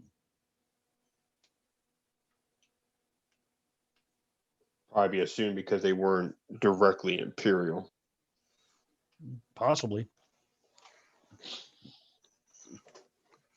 Well, because all the actual dead bodies we've seen, if they weren't the pirates, it was Imperials, right? We didn't see any minor bodies, correct? You saw some guys that were dressed in like mismatched armor that might have been like local guards, maybe, or pirates. It's hard to say exactly, but they weren't dressed like these guys are. Right. All right.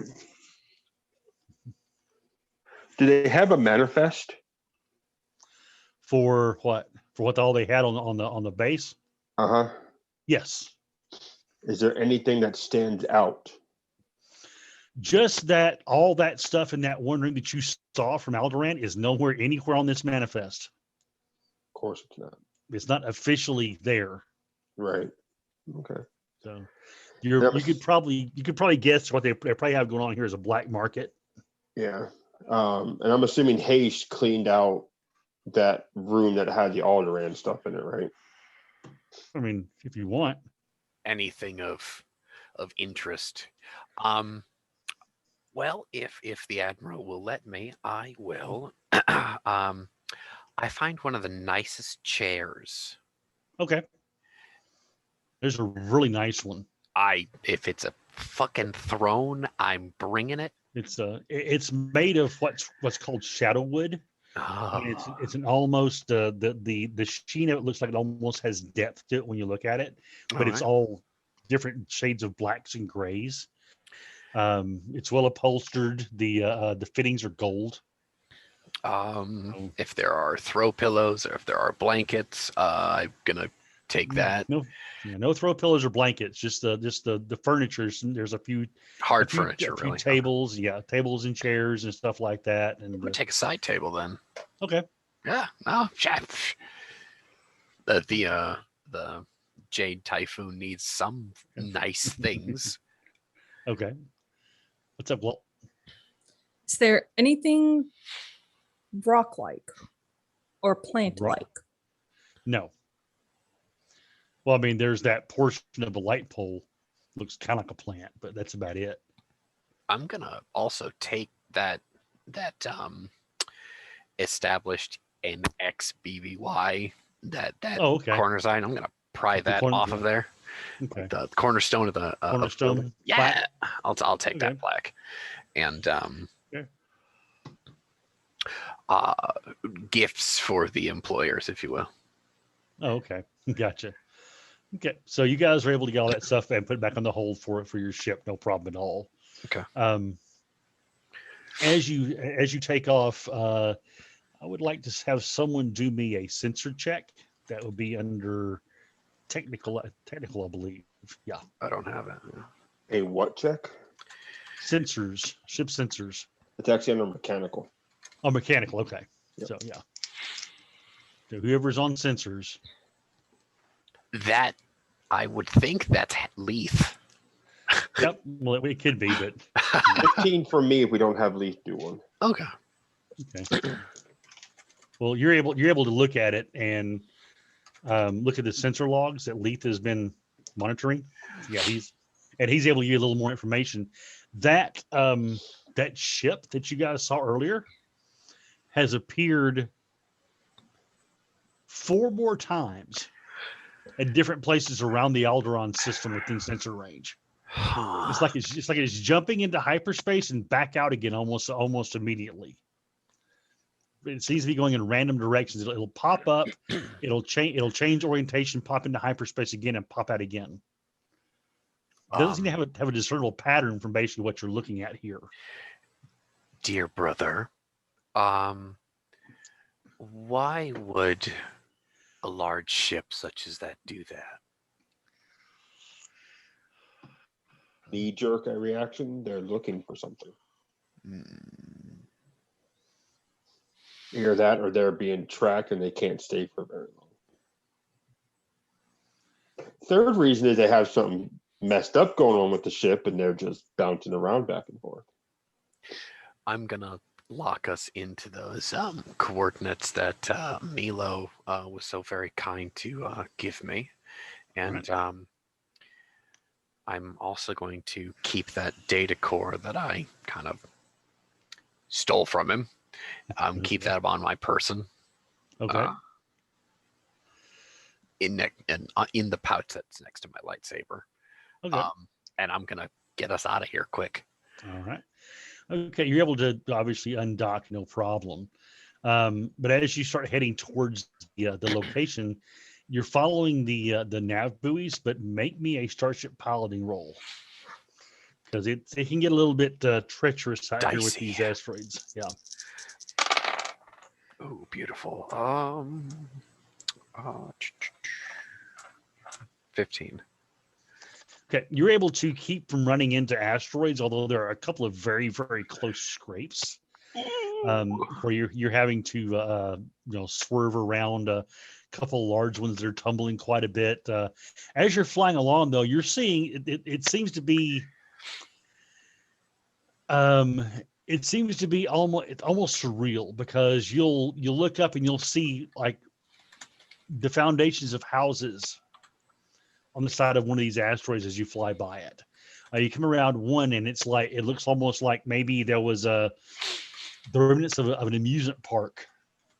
There are truncated towers that present themselves on some.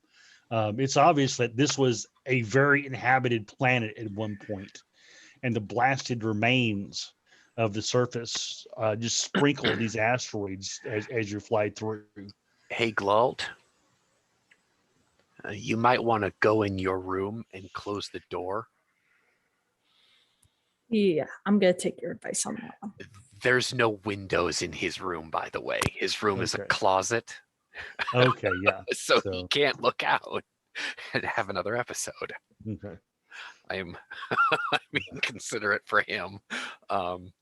As we just kind of like flew by a floating residential area. Yeah, and there was a little of metal. You might want to go sit down, man. So, as you are moving your way through this thing, who's on sensors? Is Tinder gonna be on sensors, or are you gonna keep Leith on sensors? Who has the higher stat for it? He has 4 dice for it. Okay.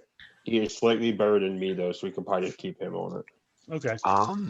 Can I, Tinder? Do you want to get on the gun? I don't want to use it, but just in case. Okay. All right.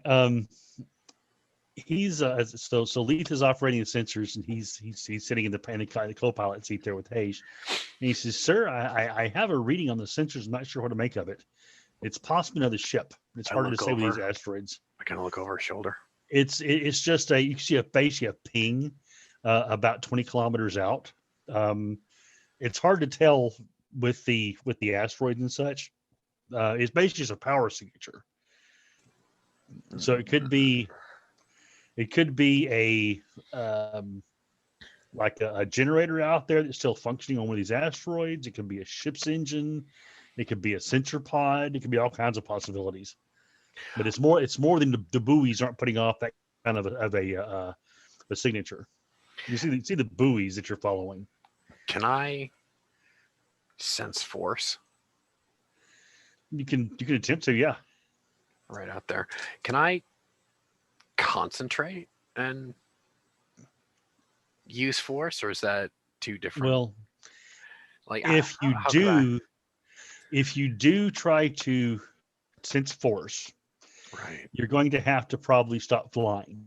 Yeah, no, it's So either have Leaf moving. take over, or yeah.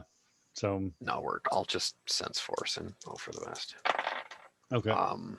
10 even. You feel that cold feeling again. From You feel like you're, that. no, not from that, but you're getting closer. It's like you're trying to. I'm gonna look at this, and something goes, "Hey, hey, hey!" What? You know, it's like it's yelling in your ear. The coldness is yelling at me. Basically, yeah. It's shouting the cold at you. Shouting. That you do sense something on that, whatever that is, that power signature is. There is something that as you reach out to sense the force, reaches back.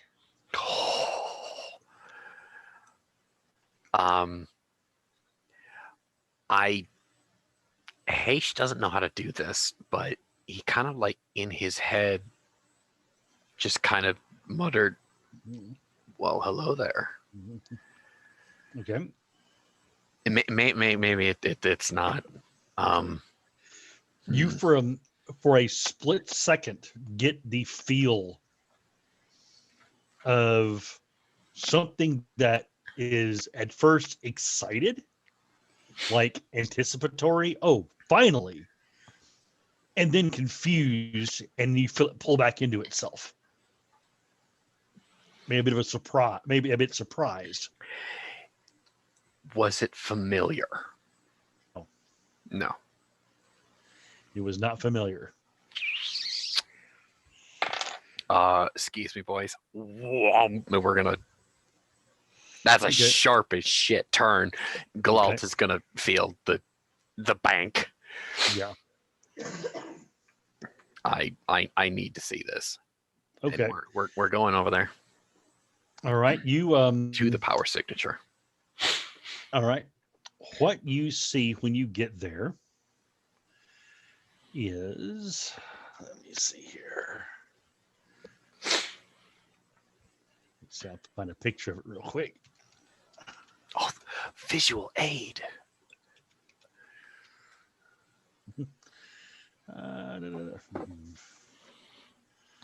Okay, I'll look at it this way then, because they don't have anything useful on that site.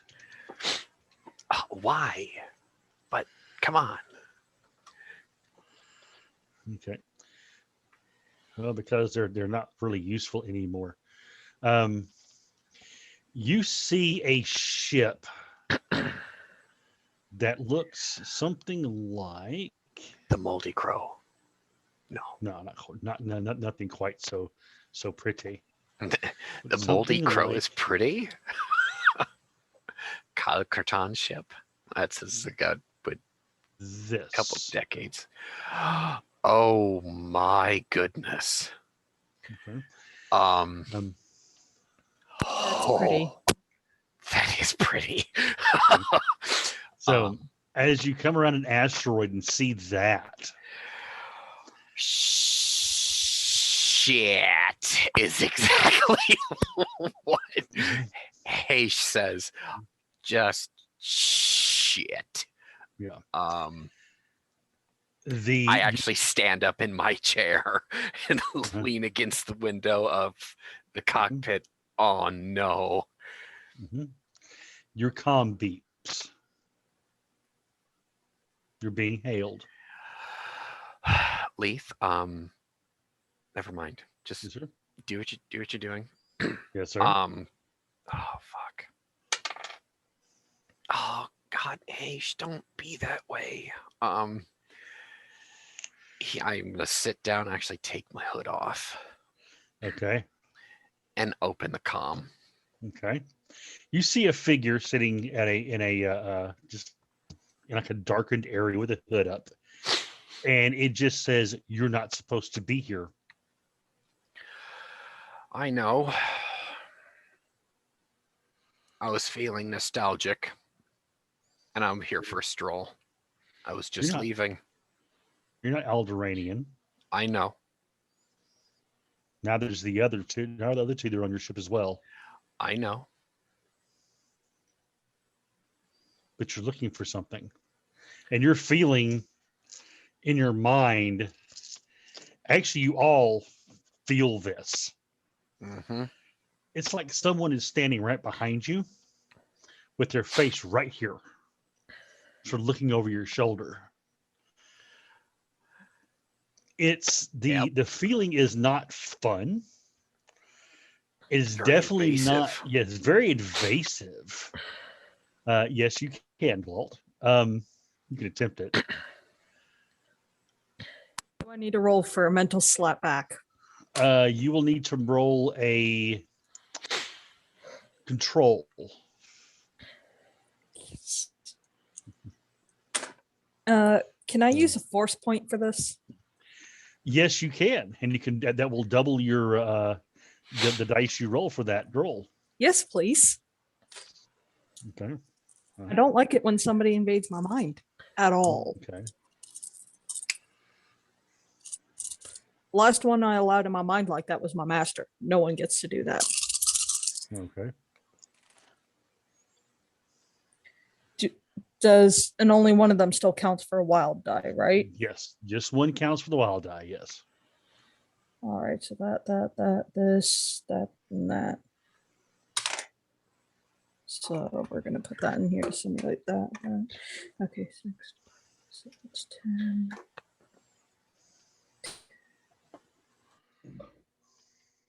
$29. Okay, you push back at it. Let me roll its dice to see if it can withstand that. So, so far.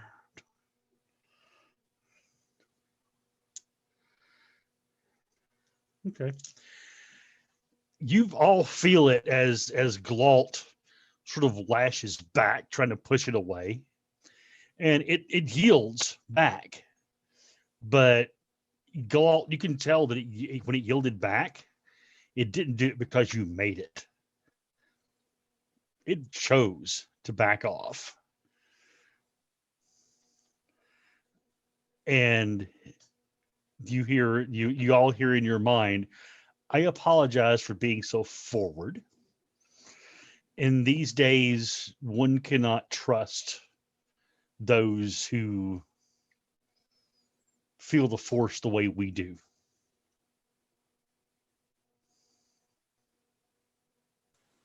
All right, Marauder. Where are we going to go from here? Are you going to let me pass, or? I have no intention of harming you. Of course, you're hearing this on the comms as well as mentally. I have no intentions of harming you. I did not come here to harm you. I was not expecting you. I was expecting another. Should we be concerned about this other? I don't think you have anything to fear from that one. Can I see your face? Not yet. All right. Oh, hey, she's gonna cross his arms. I'll meet you at the temple. I'll be right behind you.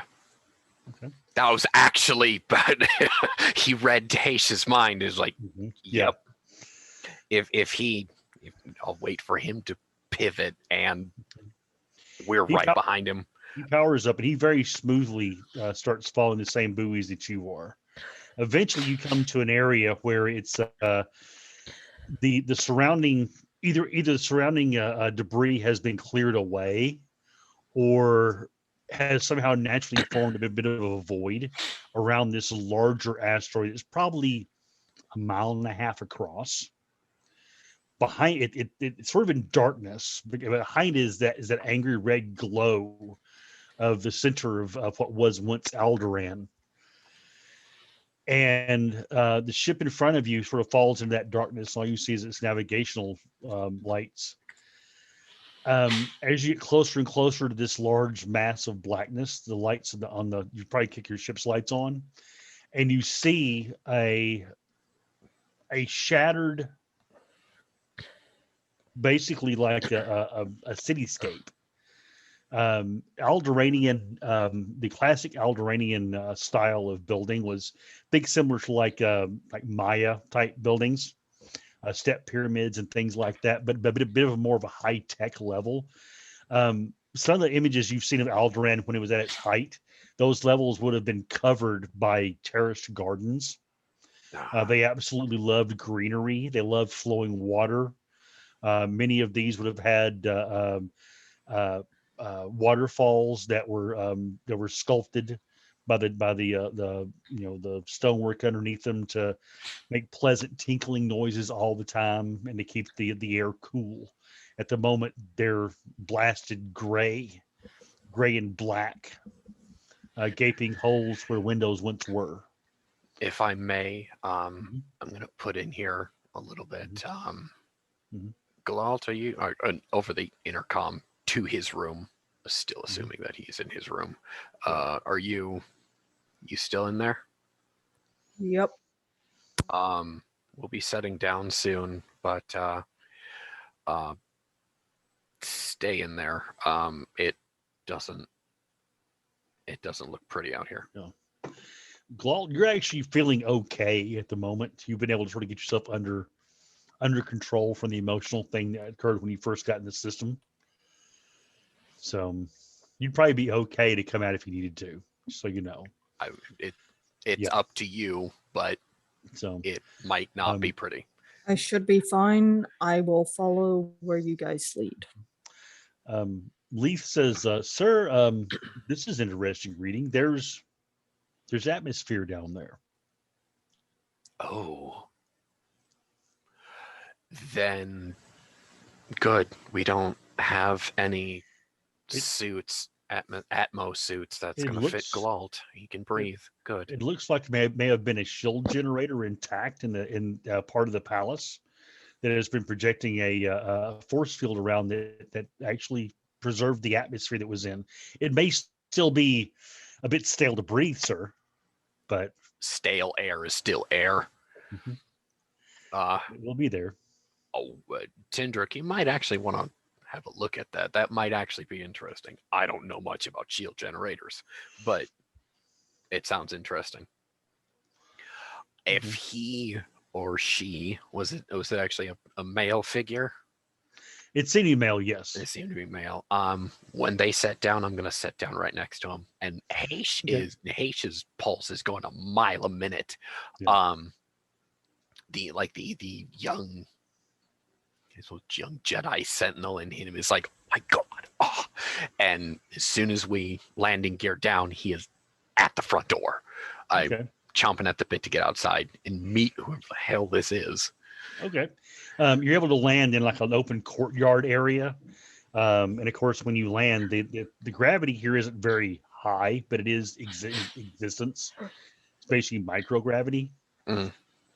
So you're still gonna have to lock down the ship as far as landing gear goes. But when you step out, it's going to be interesting. You can walk, but each step might make you leap forward if you're not careful. Right. He's the ramp is not on the ground before Haish is out there on the ground. He's scrambling out, and he just kind of jogs out what would be considered jogging, really, for the scene, the cinematics of it, waiting for who's ever coming out. Okay, the other ship, clearly a Miraluka. Yes, Walt. Okay, so I assume all three of you guys are going out of the ship, or are you guys staying in? What are you guys doing? No, I follow out kind of last, since after not being up in the gunnery position, unless I was up there the whole time. But if he didn't, he would have been back in the cargo bay dealing with organizing more stuff. But yeah, as soon as they stopped and settled in, he'd follow behind Haish and Galalt. He's not the fighter of the group, so he's going to be in the back. That's fine. So Okay, so you guys are all there when this figure exits the other ship. The figure is wearing very brilliant green clothing, not a robe of like a Jedi per se, but it is cut loose in the way that a person who knows how to fight um, would dress. The clothing itself allows for a good full range of movement, and there is a hood attached to the sort of a shoulder cape of this thing that shadows the face. As he comes a little further out and looks at the three of you, he reaches up and he throws the hood back, and he's human. His hair is cut to where the sides of his head are shaved, and the hair at the top is pulled back into a queue at the back. He does have facial tattoos. They're swirls and whirls, all of light green on his tanned flesh, and he does not appear to have any weapons on him at all. He comes out and stands probably a good 15 yards from the three of you, bows to you, and he says, I'll bow back. I'm gonna say that Marauder there kind of gave me cause for worry. He sort of giggles at that. He says, "You may call me Tiern." I'll send it to the chat here real quick. I liberated that ship from a fellow who came to my planet looking for me. Haish is kind of familiar, somewhat familiar with the common craft amongst Force users, and that one's kind of the cherry red Ferrari of the bunch. Yes. And he's just Haish doesn't have a lot of interests in this world outside of his swordsmanship, but he's kind of drooling at that ship. Mm-hmm. Yeah, it's a pretty ship. Well, Tender can tell us in a pretty decent repair. So the air out here, of course, is, as I mentioned, is stale. But it's enough where you guys can breathe and such. And he says, "So what brings you to, well, the graveyard of Alderaan?" Yes, Tender? As soon as like the shock of seeing this person walk out, and like both him and Haish kind of drooling over the ship, Tindrick will do two things. One, he's going to look at the ship and see it's in decent repair, but you're going to see his mind be like, well, that can be fixed, that can be fixed, that can be better. Two, and as soon as they start taking up air and actually realize the quality, Tindrick is actually going to ignore the rest of the group and go look for that shield generator to try to improve the quality of the air. Okay. You won't be able to improve the quality of the air itself, because literally this is the air that has been stuck inside the shield. Ugh. Okay. You're not going to be able to add anything to it unless you like turn your environmentals up to full and your ships leave the doors open effectively. Yes, Glalt, I see you have your hand up there too. As they're doing that, Glalt is gonna reach out with the Force. Okay. In what way? Just trying to sense what is around. Are you doing sense life, sense force, what? Sense Force. Okay. Roll your sense for me, please. Then. Specifically, what is the most potent Force blips? I guess the right word. Okay. With a 8. All right. Of course, you're able to sense Haish and Tindrick both as Force users. Tiern, he definitely is a very solid presence in the Force. He is a trained Force user. You have not felt a Force user of that magnitude since you've been around your master and the other Jedi of old. He would be probably on the equivalent of at least a knight in the Old Republic, as far as his level of power and his presence in the Force goes. You also feel drawn. You feel that that coldness drawing you towards the ruins of the temple. I'm going to start subtly walking that way within earshot, but slowly walk in that direction. Okay. So, So Tyrion look. You see Tyrion sort of move his head and looks over at Galt and says, "Your friend seems to be very interested in what's in the temple. So am I." We all are, but I need to talk to you before we go anywhere. Of course. So you might want to have your friend pause before he wanders off. I have a feeling that there are things that are looking for us here as well. Glalt, Yeah. hang on a second. All right. Someone's calling me from here earlier by name. Oh, I felt it too. We're all going in. And that's kind of more to Tyrion, Mhm. but also reaffirming to my companions that we're all going in together. I agree, Tyrion says. Tyrion, were you ever acquainted with Lady Jade Yanabase? He thinks for a moment. He says, "I don't believe I've had the pleasure."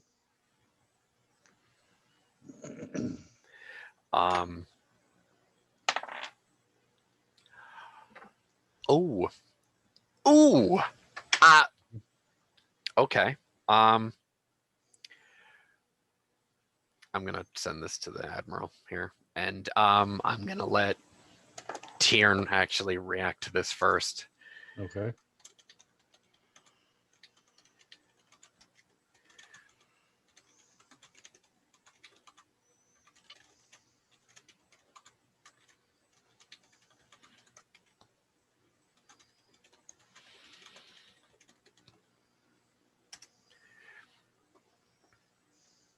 He was, for a few moments, Okay. so excited that he found someone who possibly could help him, but that's now starting to sink in that, damn it, another dead end.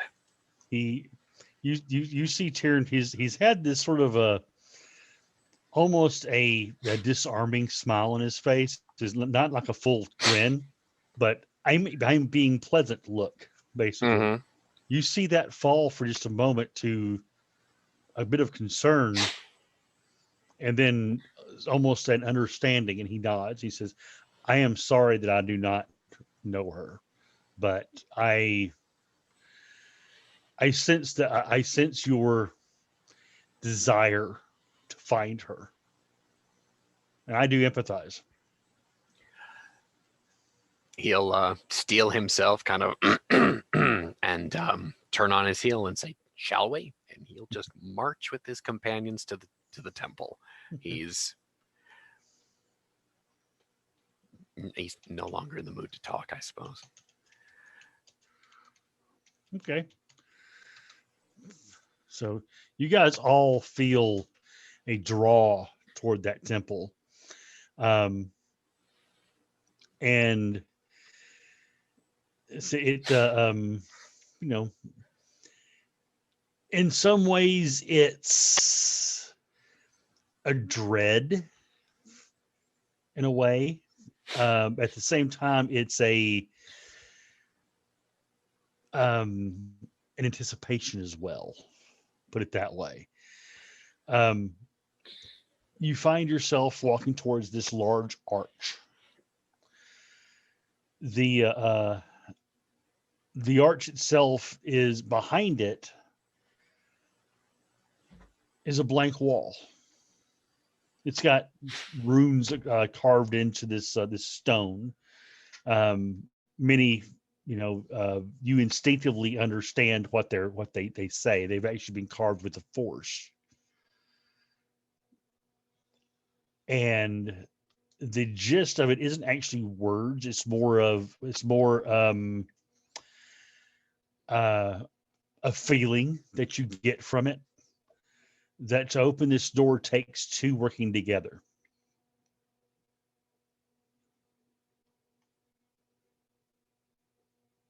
Is there like a stone platform on one side of this archway, There's like where you're supposed to stand? like as you come up to it, there's like about 2 steps up till a sort of almost a portico or a porch in front of this thing. That's very open, and it's on the sides. There's a short, it's like a waist high wall basically to each side. So, and the as you look down, as you step up there, the carved into the floor beneath you is a stylized map of the galaxy. I'm gonna stand on it. Okay. Is there a matching one on the other side of the walkway? No, No. there's just there's just basically the layout of the galaxy there. There's nothing specific to it that could say, hey, stand here, hey, stand there. Hmm. Look back at the wall. Look back at Tindrick. Mhm. I think there's a door here.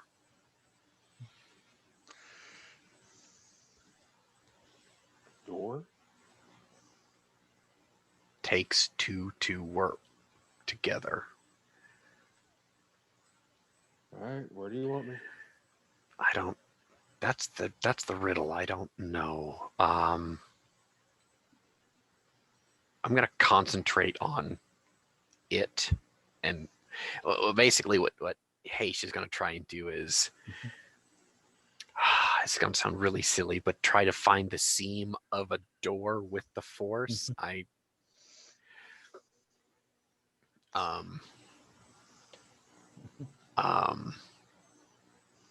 What do I roll for that? Do a sense roll. Sense, all right.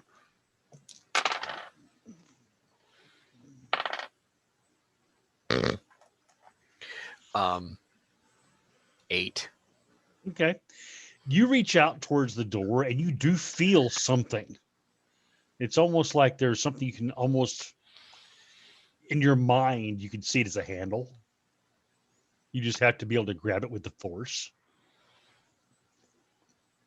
Well, instinctively, Heish will just kind of, with telekinesis, with his mind, grab it. Okay, roll me an altar. All right. So, much better. That is a 16. You grab it. It won't move. It won't move. That. And he'll just kind of like point at it, and he's obviously for the cinematics of the scene, he's not pointing at anything, but that. Who are you saying to? Anyone who's listening and who's watching him point at a blank wall. Okay. I'll go ahead and reach out as well. Try to help out. All right. Roll a sense. 10. Okay. You feel in the force, as I said, like a handle, something to grab onto. And you said altar? And Telekinesis. and it is altar, yes. And you do also, as you're doing that, you sense Heish and how he's reaching through the force towards a very similar. Five. Not the same one, but a similar handle. One. Okay. Yes. 5 on the altar. Okay, you're able to touch it, and you can feel it, but you can't actually move it. But you see it. I'm looking at Glow. You see it. I see it. I can't grab it. This isn't my thing. You feel a hand on your shoulder, Glolt. Mm-hmm. And you look over and you see Tyrn standing there. And he says, clear your mind and reach through me. Glow, we'll go ahead and do that. Okay. As you do, you feel Tyrn. It's different. The force that the way he connects to the force is different. It is completely different from what you ever felt. Okay. The best way you can imagine it is he is much more focused on control than anything else. A lot of his force is personal sensitive or personal directed. He does have the ability to, like a lot that you've felt before, reach out with his mind, like you guys do, but most of his training is more a matter of directed inward. And as you reach through him, you feel a magnification of what you're able to do. And he holds his hand out over to Haish, and he says, "You do the same." And just holds his hand out to you. Can't hear you. Oh, whoops, I'm muted. I'm gonna reach out from where I'm standing, basically. Mm-hmm.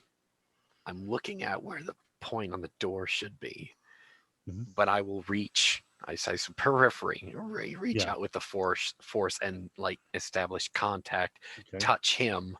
Yeah. I'll focus on his hand, is what I'll do. Yeah. You feel him, and then you also feel Glault right there next to you. You feel Tindrick. He's a little bit further behind you guys. He's still there, but the three of you suddenly feel as if you're looking out of each other's eyes, and you can almost physically see these handles. And it's just it's almost no effort to reach up and just grab them with the force and pull. I will do that. And you see this wall split down the middle and slide to each side. That's the seam I was looking for. Mm-hmm. I'm gonna look at the Tyrn and just kind of nod, but I'm now infinitely more cautious of him. Mm-hmm. You didn't Mostly feel darkness in him. Right, but I don't like anyone trying to take position of the person that I considered special to me. Okay. He pulls away from you guys, and he actually looks over at Glault and says, "I'm not trying to take the place of anyone at all. I have no interest in being a teacher." And he takes a step forward and heading toward the opening of the temple. Once that thing is open, you all feel a cold wind blow out of there. Like a crypt? Kind of like a crypt. As if maybe there's something inside waiting for you.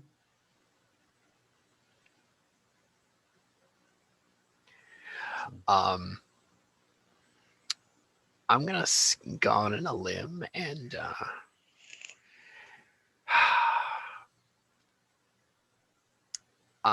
Tyrn can probably sense a whole lot of anxiety, and there's a lot of fear, a lot of I want to make my loved ones proud of me, fear. So there is obviously Haish mechanically does not have any dark side points, but with Tyrn's knowledge and experience, he will likely see that there's a lot of potential to be nudged in the worst direction possible. Oh, that's supposed to be to everybody. So, okay. As you step forward into the doorway, you all feel, even though you feel that darkness somewhere deep within inside this place, you also feel a reverence for where you're at. It feels like walking into a cathedral. The hallway you walk into, Tindrick might remember vaguely the entryway into the Jedi Temple on Coruscant. Haish a little better. Glalt probably more than all three of you. The design of this reminds you very much of that. Along the walls are statues of former masters, going back, well, almost as far as the eye can see.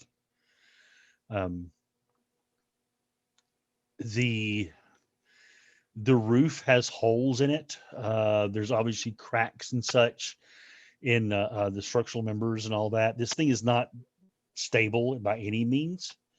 Whatever's it's probably only being held up by sheer stubbornness at this point. Possibly the will of the Jedi who have both trained there and have spent time there over the thousands of years this thing has been in existence.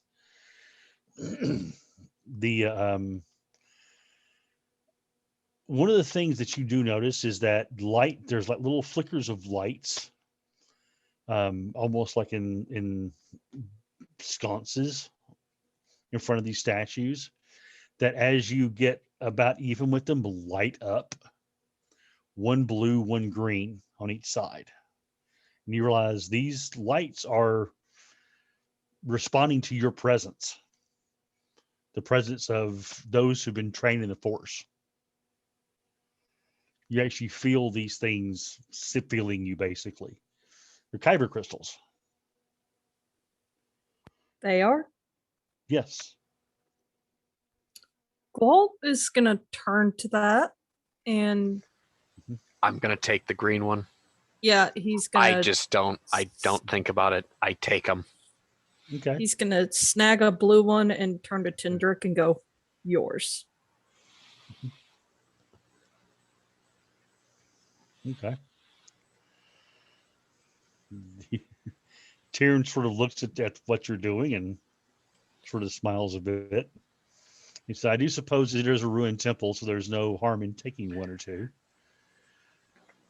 Finn will kind of take it, like with the raised brow, like, okay then. Oh, Yeah, this kyber crystal is a shaft that's probably about 4 inches long and about a quarter inch across. So this thing, if you were to sell this thing on the open market, you would probably get around 50,000 credits for it. It's, rare to find those. Is there another green one in there, or was there only one? There's in front of every statue, as you come even equal to it, you see a kyber crystal glow. He will walk up to, and there is just green and blue, right? Yes, that's all He you will see. walk up to a green one, look to the master that is in front of it. Mhm. I apologize for taking this, but I thank you. Do And me a grab it. knowledge check. Knowledge. Mhm. Okay. 3 dice. Knowledge of what? Anything in The specific? history, Jedi lore. Okay. 15. Okay, you as you look up at this figure, that one specifically, you recognize that statue. There was one exactly like it at the temple in Coruscant. That statue is of a master from long ago by the name of Ulic Caldroma. I will thank Master Caldroma. You feel you're welcome from somewhere. And then you feel a beware, danger near. Oh, with that, I'm lighting up my blade and spinning around. Okay. After putting So- that crystal safely in a bandolier. So Glalt's lights there pops on.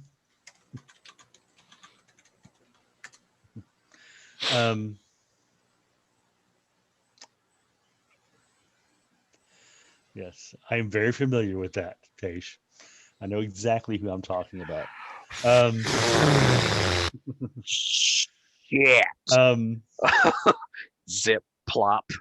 The boss is in the. you feel, Oh, because Hayes, you made a roll for me here there. You do reach out and say and to say thank you, and you do also feel that presence reach back at you. the same one. Yes, and it says you're welcome, and then warns you of danger nearby. I'm gonna send this to the admiral again.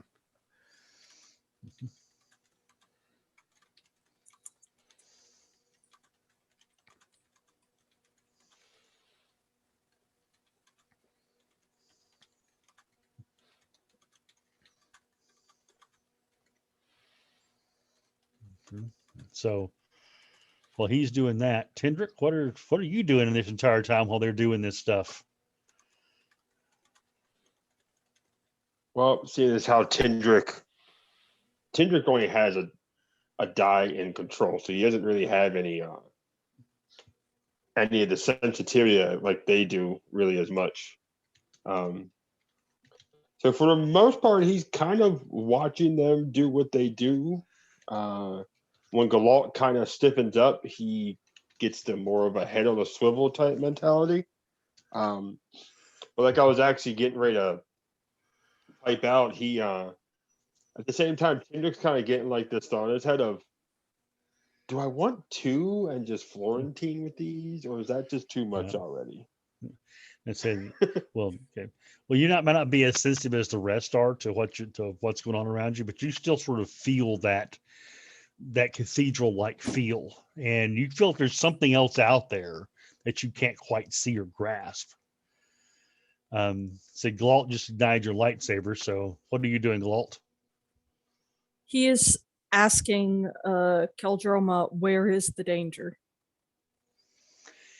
You get the feeling that it's focused that whatever the spirit is focused on something else for a moment, and then it comes back, and you sort of get the sense of within.